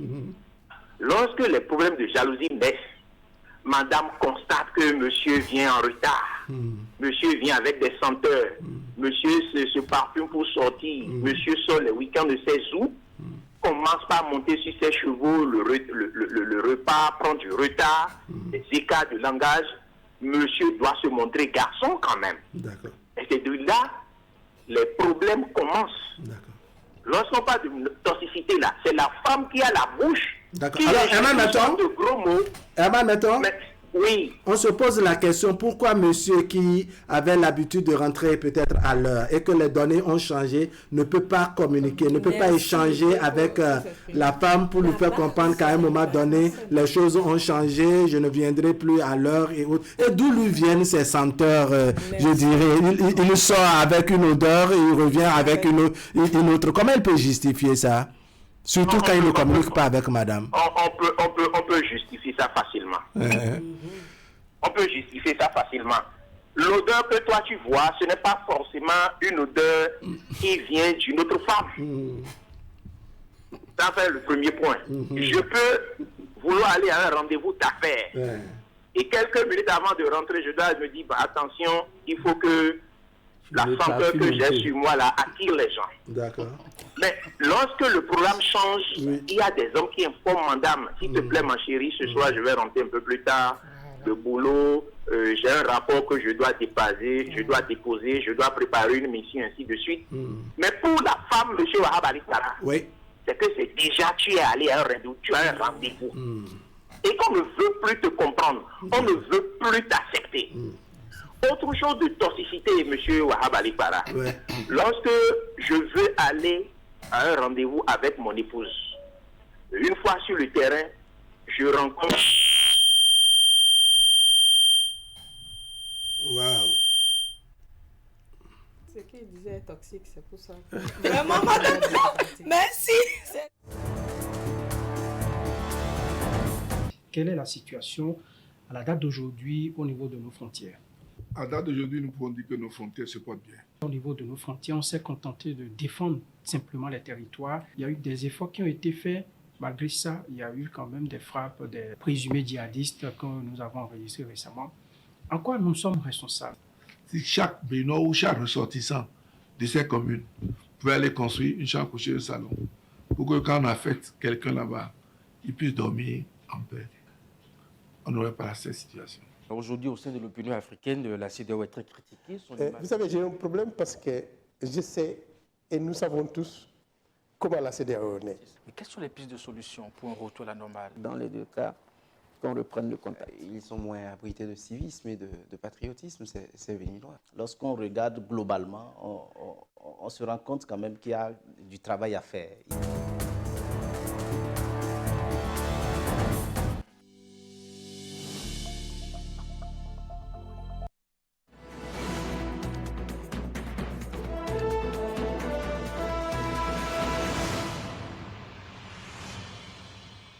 Allez, on est de retour en plateau avec quelques incertitudes techniques accompagnées d'autres aléas. J'espère que vous nous comprenez. Herman Metton qui est parti à queue de poisson, mais on a compris en tout cas l'essentiel de son développement tout en espérant d'autres intervenants tout à l'heure. On revient donc en plateau, le temps de permettre à d'autres de réagir. Un autre téléspectateur en ligne, bonjour. Téléspectateur en ligne, bonjour. Allez, on poursuit les échanges sur le plateau. Fortune Ouattarassou, je vais vous donner la parole puisque c'est vous qui l'avez avant que votre mari qui a, je dirais, une violence sentimentale vient vous l'arracher. Je ne pourrais pas supporter cette presse. Il a de l'énergie à remonter. Je ne pourrais pas, merci. D'accord, oui. On était au niveau des causes. Est-ce que vous pensez que parfois le choix des amis ou bien du cercle... Oui, téléspectateur, bonjour. Oui, monsieur Arabe, je voudrais conclure. D'accord, il faut vite conclure alors. Oui, je voudrais conclure pour dire une relation amoureuse. Moi, je prends ce pan-là. C'est comme un contrat synalagmatique. Chacun doit jouer sa partition. Lorsqu'une partie est défaillante, il peut avoir toxicité. C'était Eman Menton. Je vous remercie. Merci beaucoup, Eman Menton. On va prendre un autre téléspectateur. Vous permettez, on va finir avec les intervenants et on revient à tête refroidie sur le plateau. Autre téléspectateur en ligne, bonjour. Téléspectateur en ligne, bonjour. Allez, on va boucler cette première manche. Et puis bon, nous sommes maintenant en plateau. Fortune Ouattarassou, au niveau, je dirais, des causes. Est-ce que vous pensez que l'extérieur vraiment nous influence dans les ménages et que parfois aussi le choix des amis, le cercle d'amis et autres sont de nature, je dirais, à apporter une mauvaise graine dans le foyer? Bien sûr, bien sûr. Il faut savoir choisir ses amis. C'est comme je suis en couple avec monsieur Otto et vous êtes célibataire. Vous allez rejoindre Abomey. Oui, il n'y a pas de souci. Je vais manger le matin. Oui. Et vous êtes célibataire. On a un petit conflit. Monsieur Otto vient directement vous voir. Quel conseil vous allez lui donner? Vous n'avez pas encore l'expérience. C'est vrai, il y a des cas où tu n'es pas forcément en couple, mais tu as d'expérience. Mais la plupart du temps, c'est un compagnon de table. Oui. C'est-à-dire, à 19h, on se voit où pour prendre un pot avant que tu ne rentres. Il ne va jamais trouver que quand lui, il rentre à 20h au lieu de 19h, que madame arrive à se plaindre. Vous n'allez pas apprécier ça. Vous n'allez pas. Moi, je n'ai pas de compte à rendre à quelqu'un quand je rentre. Merci. Vous allez trouver que, mais pourquoi il dit ça? Oublie celle-là et on se voit encore à 19h. C'est des amitiés comme ça qui agissent sur votre couple. Raison pour laquelle j'ai dit, il y a des amis, il faut fuir. Quand vous mettez en couple ou vous mettez avec une femme et vous avez des projets, si vous voulez évoluer, il y a aussi l'aspect de la famille, surtout la belle famille. Quand vous laissez la belle famille au Bénin aujourd'hui, beaucoup de femmes prient même pour ne plus avoir de belle-mère. Enfin, ou de belles sœurs. C'est-à-dire, mariée des hommes les belles-mères sont si mauvaises que ça. Non, même pas. Surtout quand ils sentent que leur fils est en train de partir. Il y a certaines mamans qui n'acceptent pas voir leur fils se détacher. Il ne peut pas de la maison et il amène à son fils dans ton foyer. Combien de femmes peuvent supporter cela? Et tous les dimanches. Vous voyez, ça devient de trop encombrant, vous voyez, voilà. D'accord. Vous allez réagir tout à l'heure, Madame Glele. Au niveau, je dirais, du cercle familial, pour pas qu'on s'épapille, parce qu'on a parlé au niveau déjà du cercle des amis. Est-ce que vous ne pensez pas que parfois même notre propre entourage familial est déjà un problème? Vous êtes en couple avec quelqu'un et c'est dans votre propre famille qu'il a des espions et autres qui rendent maladroitement compte de votre vie, parfois même de votre passé et vice-versa. Parfois, les gens travaillent avec ces informations qu'ils ont reçues, qui ne sont pas toujours vérifiées ou bien qui sont du passé que vous avez même déjà oublié. Merci. Quel est son objectif en tissant ce genre de relation-là? Chacun des partenaires vient d'une famille. Et c'est vrai que nous sommes en train de virer dans un individualisme aujourd'hui et où nous voulons vivre en vase clos, mais au même moment, nous venons d'un contexte sociologique où la relation de couple reste encore une affaire, le mariage reste une affaire de famille. Dans toute relation, il faut définir les limites. qu'est-ce qu'on peut faire avec ma famille ou ta famille, qu'est-ce qu'on ne doit pas faire. C'est pour ça que... Et qu'est-ce que nous pouvons faire seuls. Et ce que nous pouvons faire seuls. C'est très important de voir vraiment votre compatibilité au début de toute relation. Nous disions la dernière fois ici, il faut faire la différence entre amour et désir. Comme l'a dit M. Watto, une relation de couple n'est pas une relation de nous deux, on reste... là-bas, et on s'en va se reposer. Oui, ou on reste dehors. Si vous vous mettez ensemble, on définit les limites à ne pas franchir individuellement et en couple. Quelle émission ta famille peut faire. Parce que le premier aspect souvent dans les relations toxiques, c'est de t'éloigner des personnes qui peuvent t'alerter et dire attention, nous constatons tel signal à ton niveau. J'ai connu le cas il y a quelques jours de cette jeune fille qui déprimait littéralement. Et sa tante qui appelle sa mère lui dit ma nièce est en train de déprimer. Elle a un problème professionnel ou un problème de santé que tu sais. Elle dit laisse-la, c'est son problème de couple. Et elle dit qu'elle parle à son miroir. Le pasteur a dit de ne pas partager les problèmes de famille avec le foyer. C'était un lundi. Le mercredi, elle fait un AVC. Conduite à l'hôpital, elle rend l'âme. À 31 ans. Vous appelez ça l'influence négative de la famille? Non. Dans certains cas, la famille est salvatrice. La famille intervient au bon moment. Il faut définir les limites. Comme le disait ma chère sœur, comment c'est la famille qui va vous dicter. C'est souvent quand on a des garçons immatures, des fils à maman qui viennent, qui se mettent en couple et qui disent, ma maman a dit, mon grand frère a dit, des immatures qui viennent. D'accord, maintenant au-delà de cette immaturité de l'homme, mais pour une maman normale, est-ce que il devrait conseiller ce que la poésie que le fils immature est venu réciter là? Est-ce que c'est normal qu'une maman vraiment puisse enseigner ça à son enfant, Madame Mara? C'est une question d'éducation. C'est une question d'éducation. Et comme dans le passé, ce n'est même pas votre mère directe qui s'implique dans votre affaire de couple, mais il y a une tante ou une personne âgée de la famille, vraiment sage, qui vous oriente, qui vous canalise et qui vous donne des conseils. Aujourd'hui, quand votre mari dépense pour vous, vous l'avez maîtrisé. Mais quand c'est votre frère qui dépense ailleurs, c'est que sa femme est mauvaise. Mais quand c'est votre mari qui dépense pour vous, vous avez le meilleur des maris. Vous avez le meilleur des maris. Il faut qu'on transcende ça.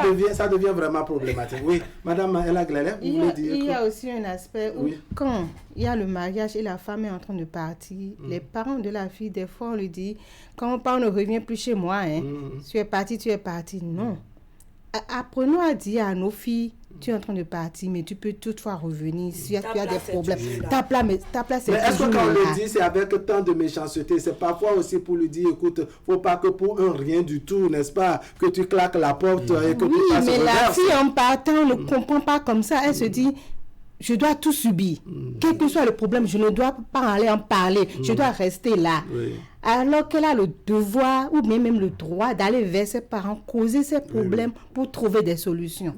Donc il y a aussi cet aspect, non, tu peux partir, tu es en train de partir, mais ta place est toujours là. Reviens à tout moment. Si tu as des problèmes, je suis là pour toi. On est là pour te soutenir. Là, elle soit qu'elle a une force derrière elle qui peut la pousser à tout moment. Mais elle lui dit, quand tu passes, c'est fini. Non.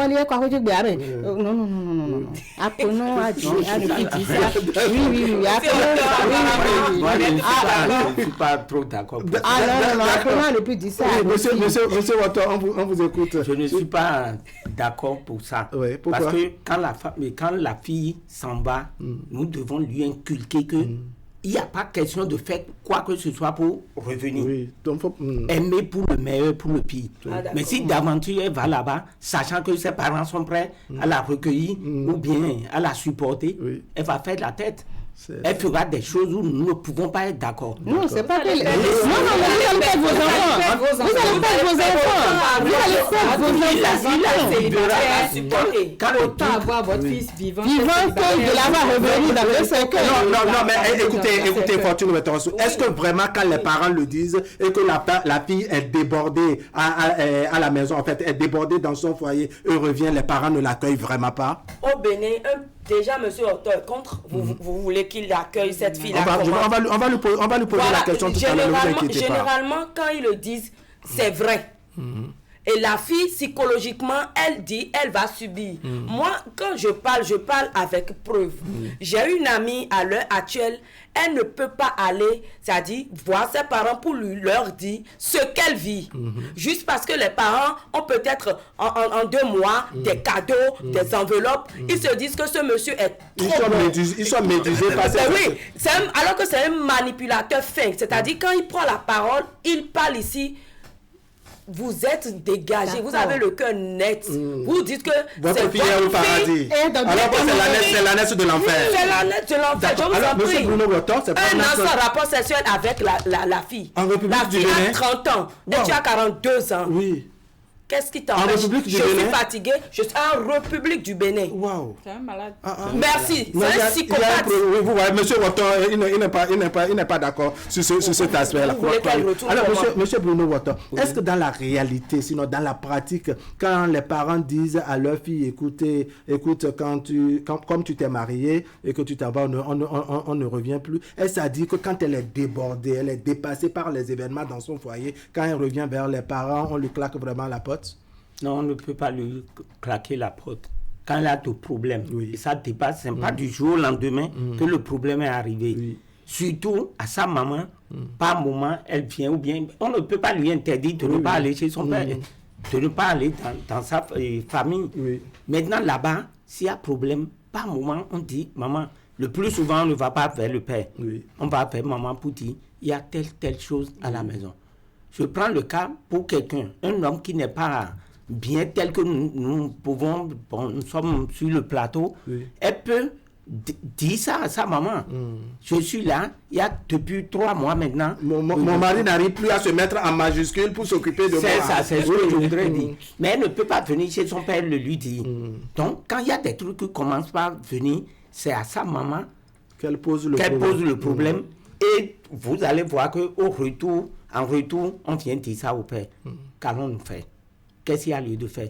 Madame, va intervenir parce que pour toi, c'est bien. Donc, on ne peut pas dire que notre fille ne doit pas revenir. Ça, je suis d'accord. Mais ce de quoi je parle, il ne faudrait pas que la femme, notre fille aussi, pense que maintenant que je suis allé, comme on dit, one mistake, moindre erreur en même temps, je ramasse, je vais à la maison. Même si elle revient, les parents recadrent les enfants. Les parents ont suffisamment d'énergie. Quand les enfants reviennent, des fois, on leur dit non, c'est pas pour ça, là, n'a pas besoin de venir. Ce que tu viens de dire n'a pas lieu d'être. Oui, la maman lui dit ça. Mais il y a des situations où quand l'enfant vient, on lui dit non, il faut se il va changer. Mais quand il va changer là, qu'un jour va t'amener le cercueil de thème. Finalement, c'est toi qui changes. D'accord. Madame Mara a dit quelque chose tout à l'heure, je suis d'accord. Il vaut mieux avoir ton enfant célibataire que marié, mais mort. D'accord. Allez, on ouvre à nouveau la ligne aux téléspectateurs, n'est-ce pas? Vous permettez que je donne lecture d'une contribution par ici, la contribution de Giraldo Ruibeno qui nous écrit depuis Parakou, mais cette fois-ci, c'est depuis Abomey. Il a fait une bonne partie à Parakou. Actuellement, il est à Abomey, dit-il. On peut considérer qu'une relation toxique amoureuse commence avec le manque de considération et donc manque de respect pour s'accomplir dans les violences psychologiques les plus graves. La possessivité, la domination, etc. sont les techniques rationnelles nocives les plus courantes. Giraldo Ruibeno depuis Abomey, à qui nous disons merci. Allez, on a un autre téléspectateur en ligne. Bonjour. Oui, bonjour. Merci de vous présenter. Bonjour le plateau. Le plateau vous répond. Présentez-vous s'il vous plaît. C'est monsieur Arwandino Gildas. Monsieur Gildas Arwandino, comment allez-vous? Très bien. D'accord, vous nous appelez d'où aujourd'hui? Je vous appelle de Caravi. D'accord, ça fait plaisir. Ok, bon, je vais saluer d'abord sur le plateau. Bonjour monsieur. Ok, je voulais d'abord faire cette petite remarque. Vous allez voir que la plupart des foyers qui se disloquent, la faute la plupart du temps provient où les indicateurs, c'est souvent du côté de la femme. C'est-à-dire soit c'est la belle-mère de la femme ou la belle-mère de l'homme. Donc vous ne verrez souvent pas des responsables la division des couples. Ça n'arrive pas comme ça. Qu'est-ce que vous avez dit simplement par là? Le terme d'aujourd'hui qui parle de toxicité de relation, cette toxicité est la plupart du temps provient souvent des femmes. Comme l'a dit tout à l'heure Emmanuel Menton, c'est des problèmes de jalousie. Vous rentrez à 19h quand il y a des problèmes. C'est dit, il y a tel qui a tel, c'est pas de quelle relation avec cette dernière, c'est des problèmes. On vous salue, nous ne répond pas correctement, hein. On ne paye pas, on jette le manger là. Il y a tellement de choses qui indisposent l'homme. Et quand l'homme est face à cette situation, il cherche à réagir. Et dans cette réplique, dans cette réaction, alors le problème naît. Et c'est ça la base. La plupart du temps, c'est la base des problèmes. Le second aspect, c'est souvent la femme mariée qui fait des rapports de visite dans son foyer à sa maman. C'est dangereux.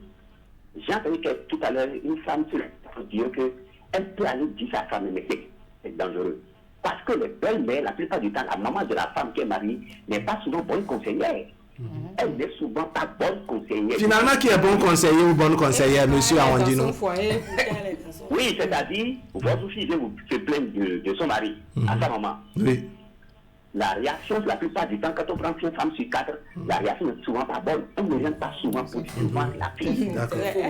Au lieu de la calmer, de prendre le temps d'écouter le mari, ça ne se passe pas comme ça. D'accord. Ça ne va pas monter sa fille. D'accord. Monsieur Arondino? Elle n'apprécie pas, oui. On dit souvent que c'est parce que les femmes n'ont pas la possibilité d'aller même rendre compte à leurs parents, n'est-ce pas, qui amènent les hommes avec qui elles vivent, n'est-ce pas, à continuer à mal se comporter. Vous voyez les choses comme ça? Non. C'est-à-dire qu'elle n'a pas une oreille pour l'écouter, donc monsieur en profite et apporte la toxicité nécessaire. Je ne suis pas tout à fait d'accord.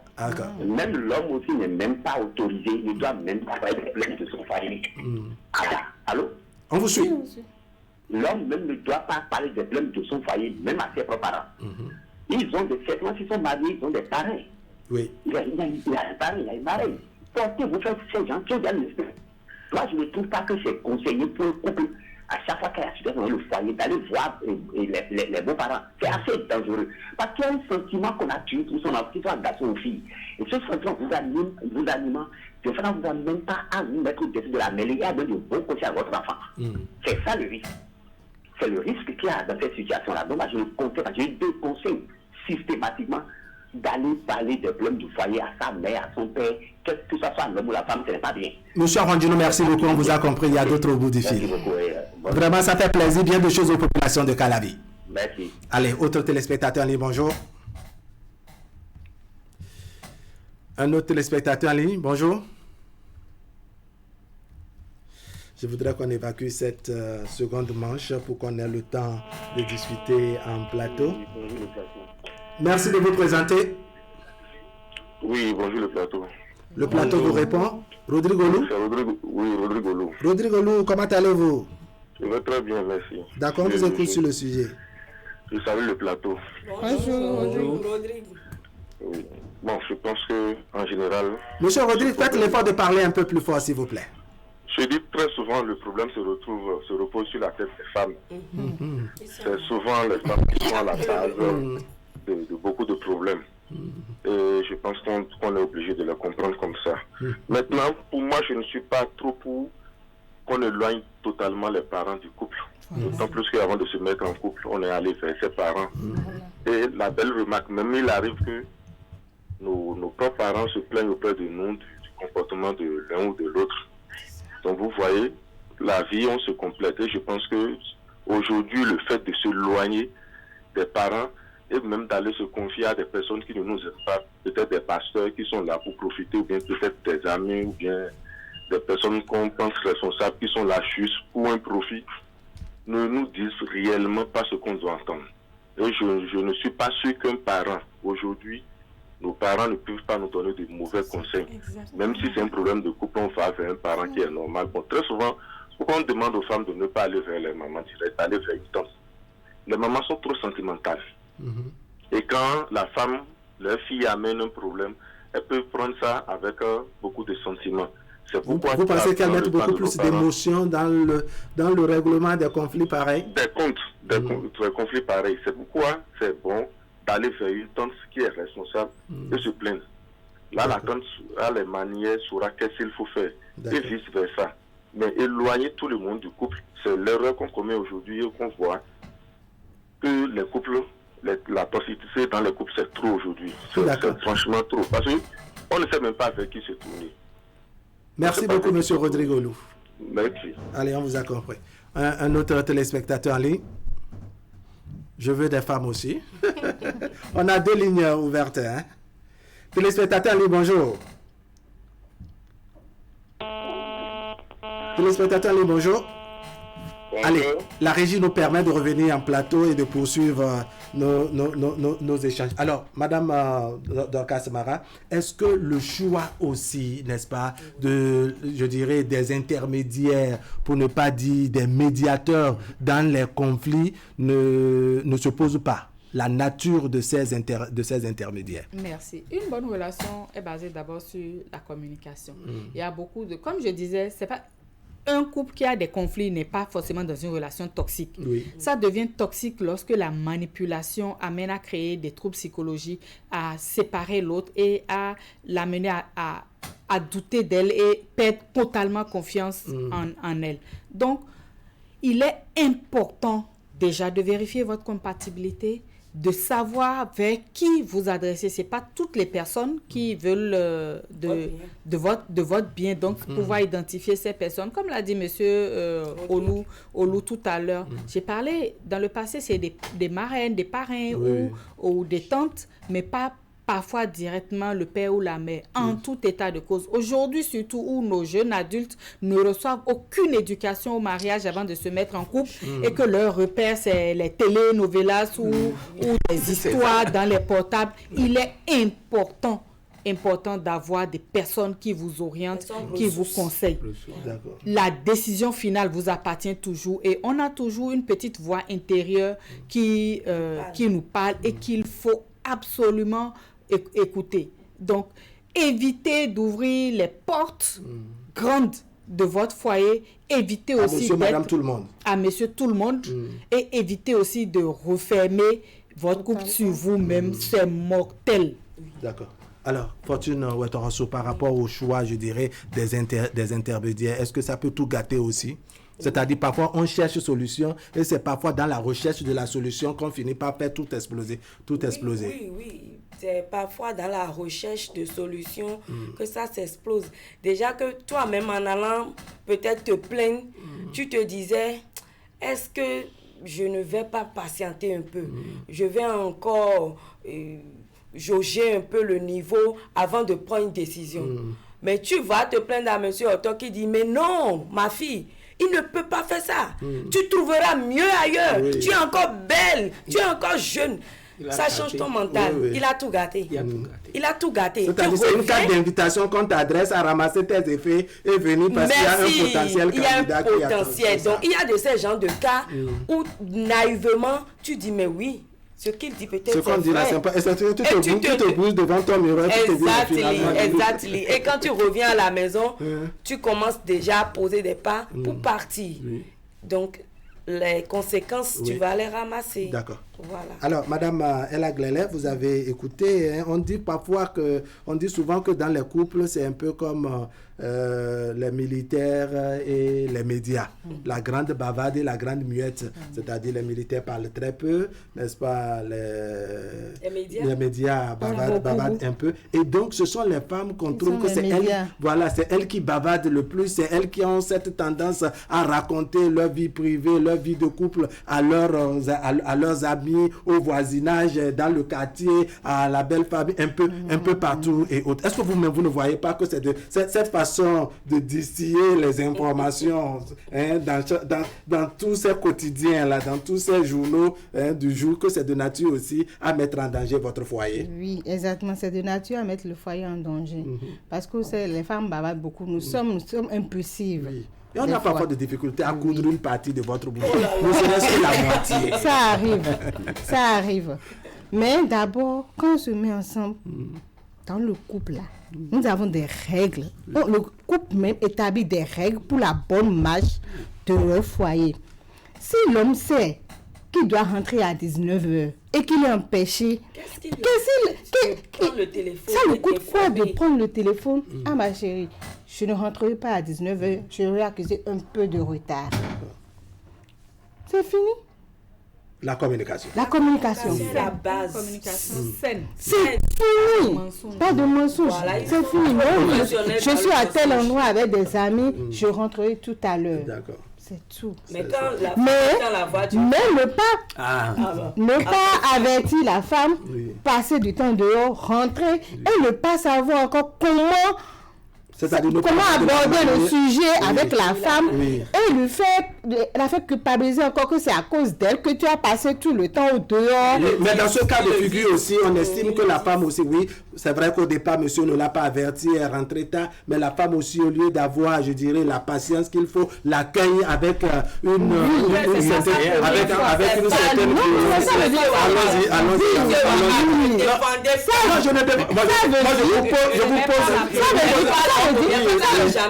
veut dire tout simplement que c'était pas la première fois, que ça s'est déjà répété plusieurs fois et qu'à chaque fois quand il rentre, il renfroie la mine déjà, il dépasse la femme, il ne veut pas causer parce qu'il se dit c'est moi le chef de la famille, je fais ce que je veux.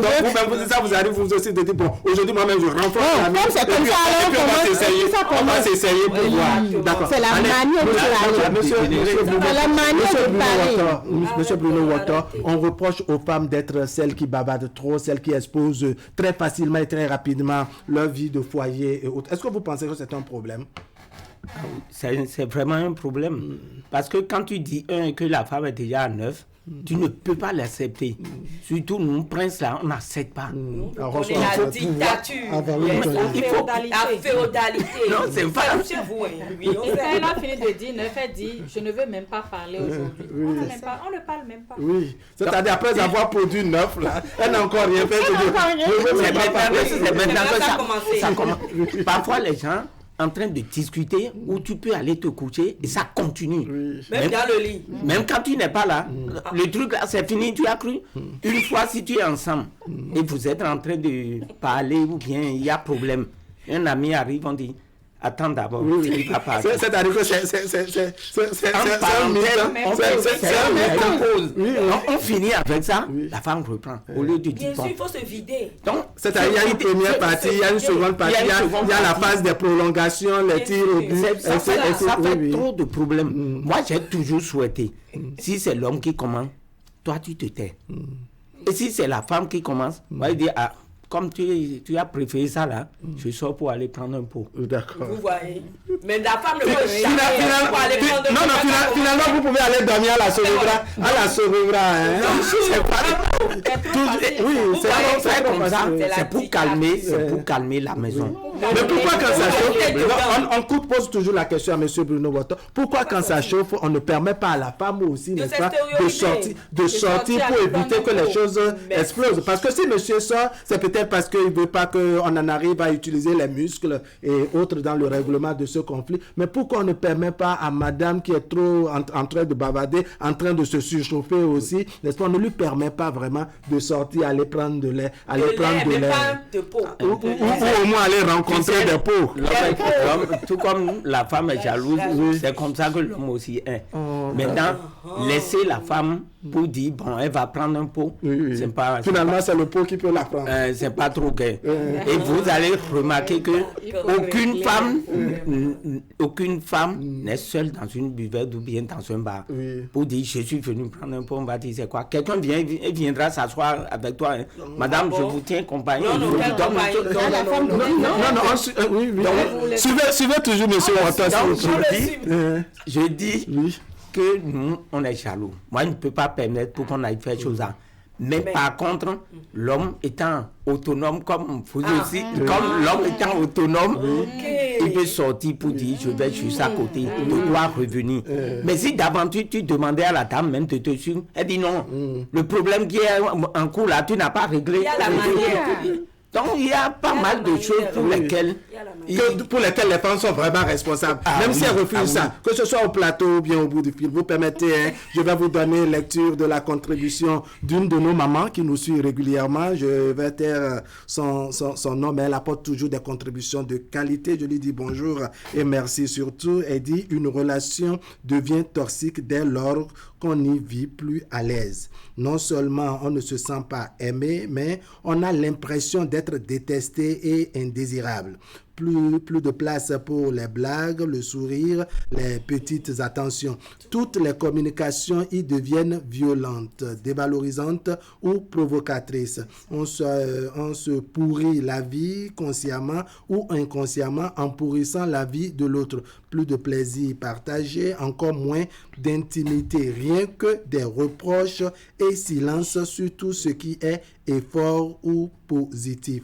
Une relation vraiment toxique devient invivable et conduit souvent à la séparation si l'humilité, la tolérance, l'écoute et le pardon ne sont pas au rendez-vous. Alors, c'est la contribution d'une de nos mamans.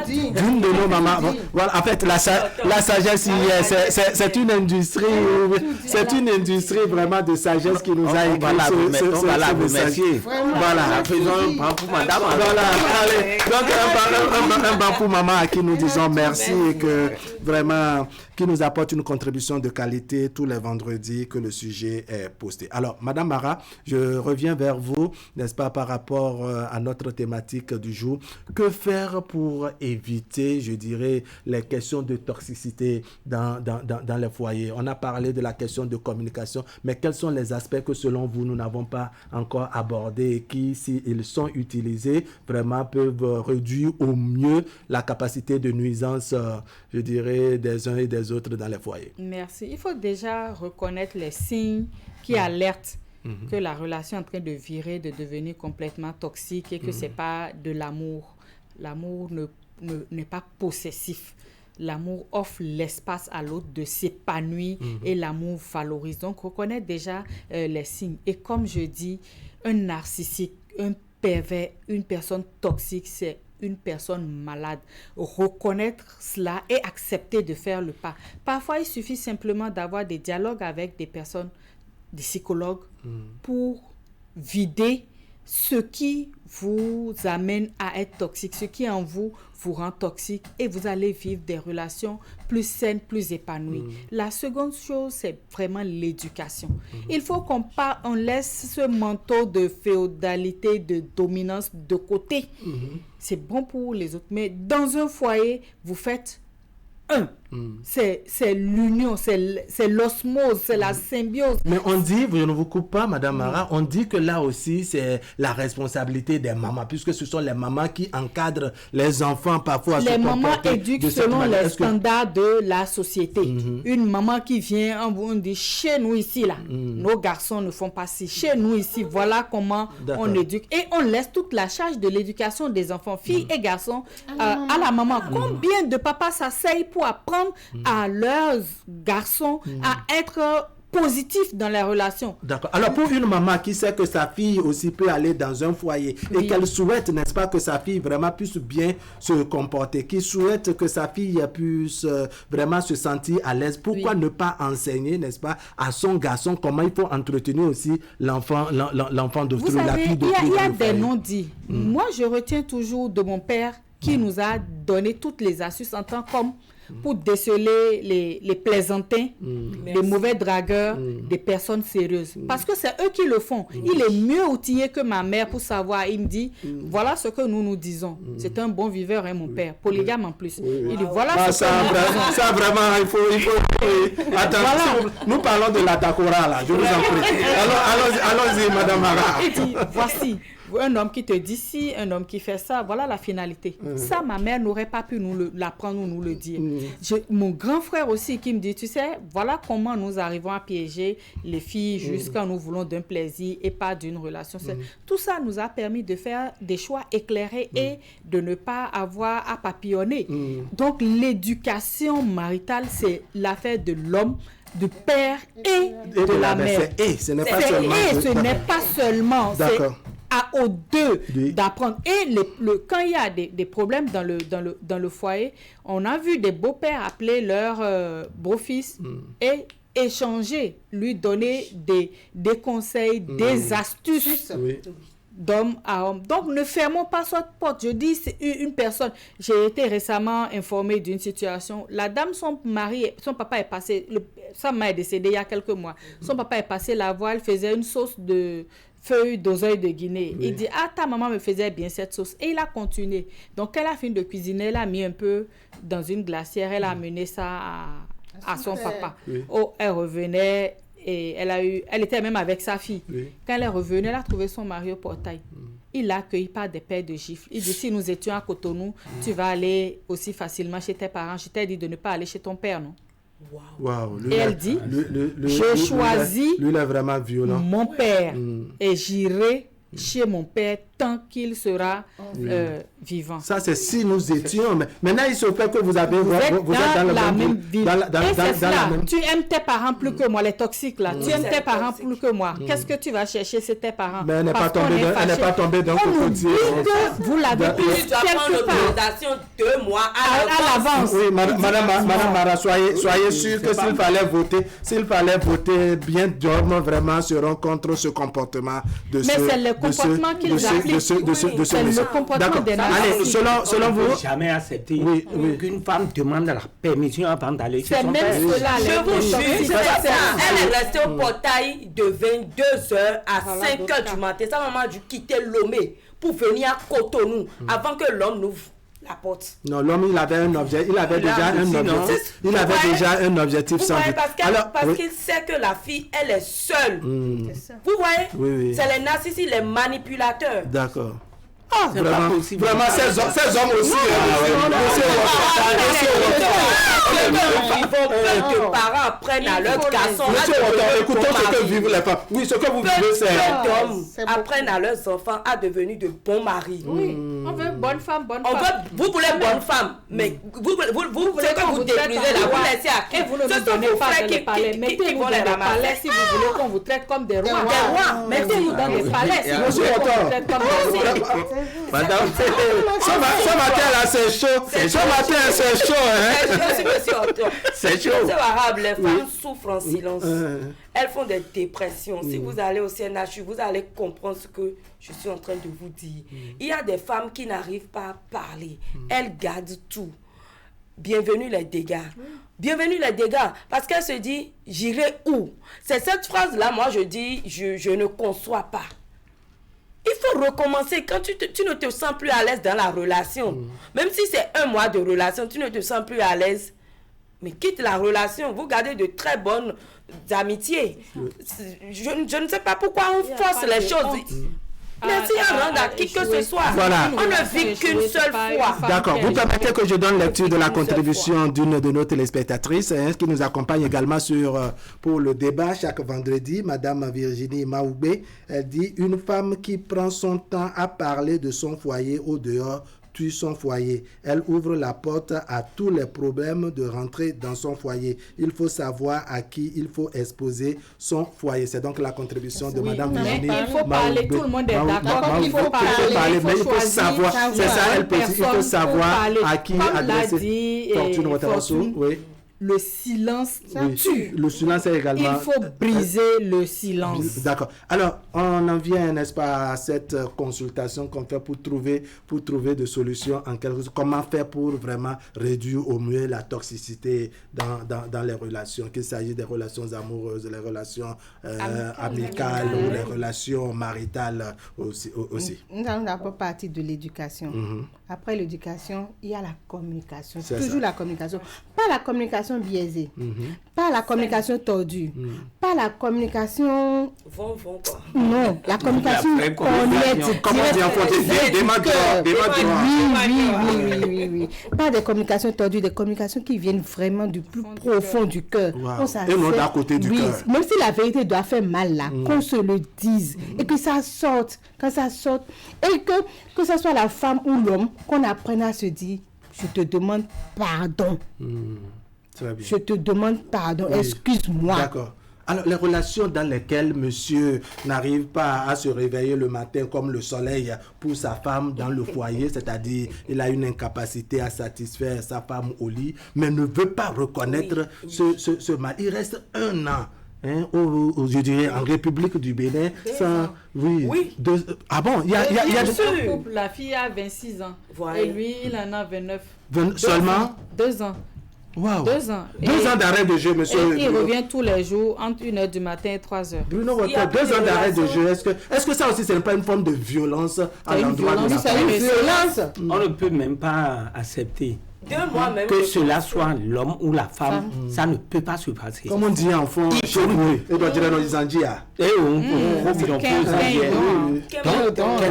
ça. Maintenant, si tu n'arrives pas, permets à ta femme de t'aider. Je connais des gens où la femme dit, j'ai connu telle personne, j'ai une soeur qui connaît ça. De quoi te mettre en haleine.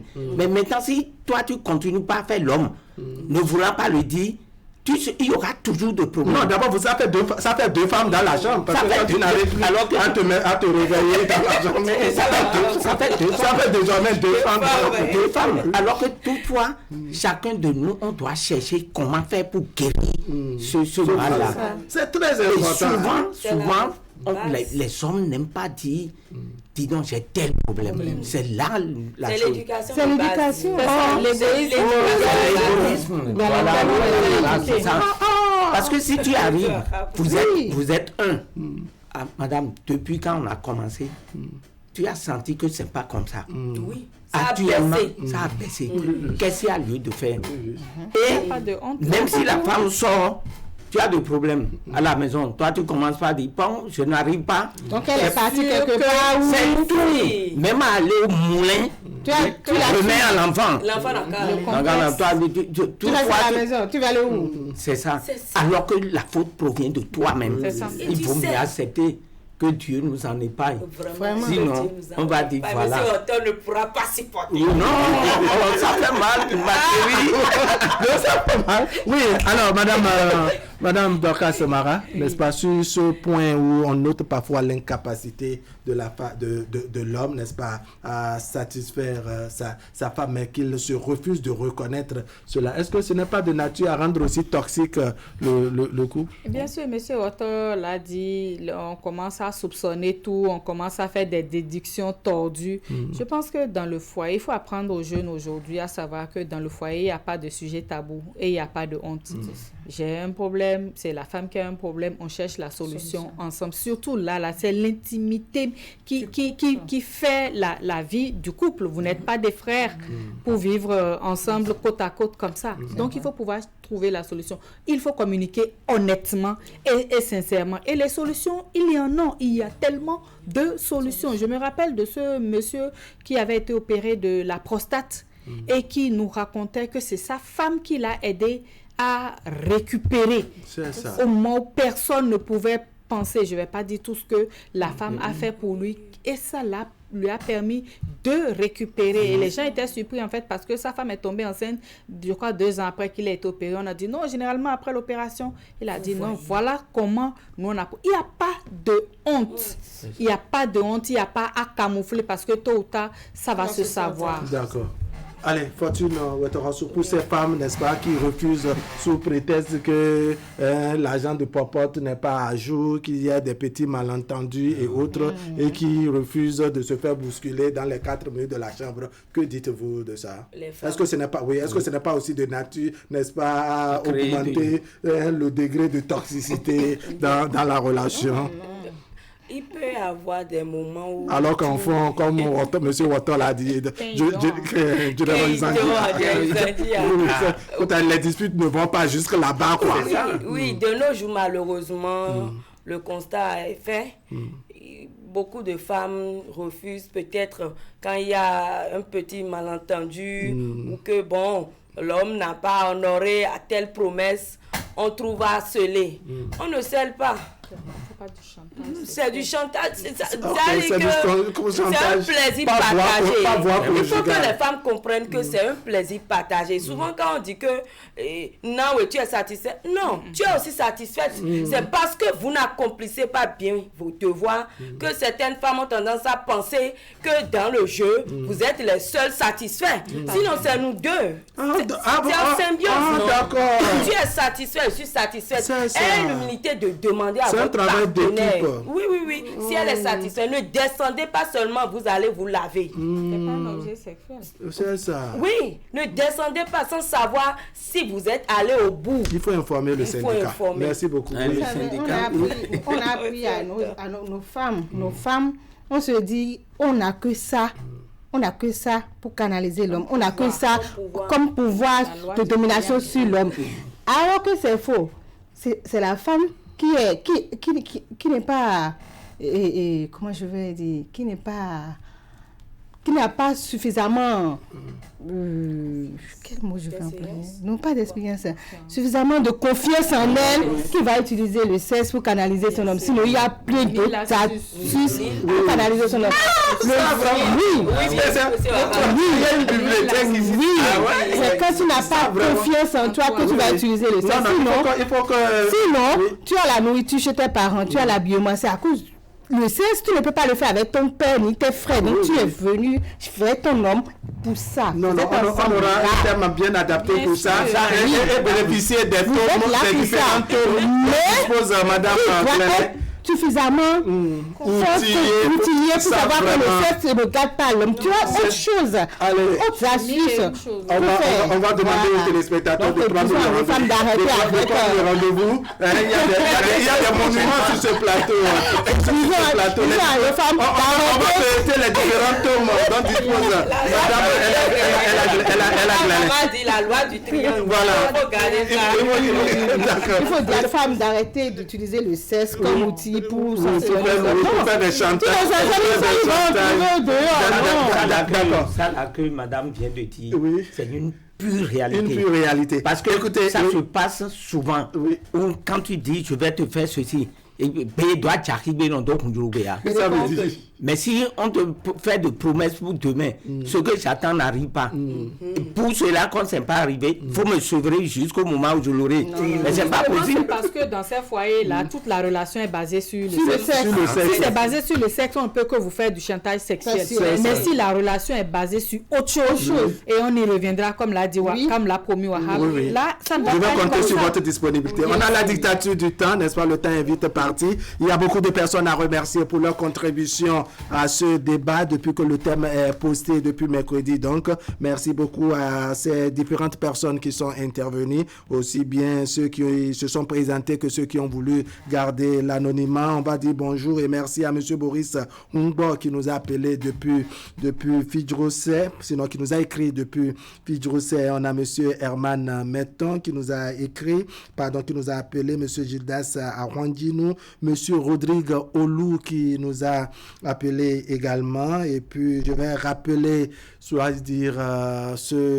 décès que nous avons eu. Nous avons M. Samon Raymond que nous avons perdu, et c'est demain. Oui, M. Samon Raymond est malheureusement parti. Toutes les dispositions n'ont pas été prises pour autant au niveau de la technique pour nous projeter son image, mais ce n'est pas grave. C'est demain qu'aura lieu, je dirais, son enterrement et tout ce qui va avec. Ce serait à Savet. Encore une fois, le groupe de presse Fraternité, Canal 3 Bénin et par ma voix, ainsi que d'autres téléspectateurs avec qui il vient faire le débat par ici, nous présentons nos sincères condoléances à la famille éplorée. Vous qui êtes venus sur le plateau, je vous dis merci. Bruno Woto, merci. Madame Mara, merci. Fortune Ouettarassou, merci. Ella Glalé, merci beaucoup. Mesdames, Messieurs, ce serait tout pour aujourd'hui. Merci de nous avoir suivis. L'information continue sur Canal 3 Bénin avec la complicité technique aujourd'hui de Augustin Vidécon. On se retrouve la semaine prochaine. La rediffusion, c'est tout à l'heure à midi, le soir autour de 23h45 et demain samedi autour de 15h. Voici maintenant la revue de presse de Assiomban Kanya Assiomban. Allez, portez-vous bien.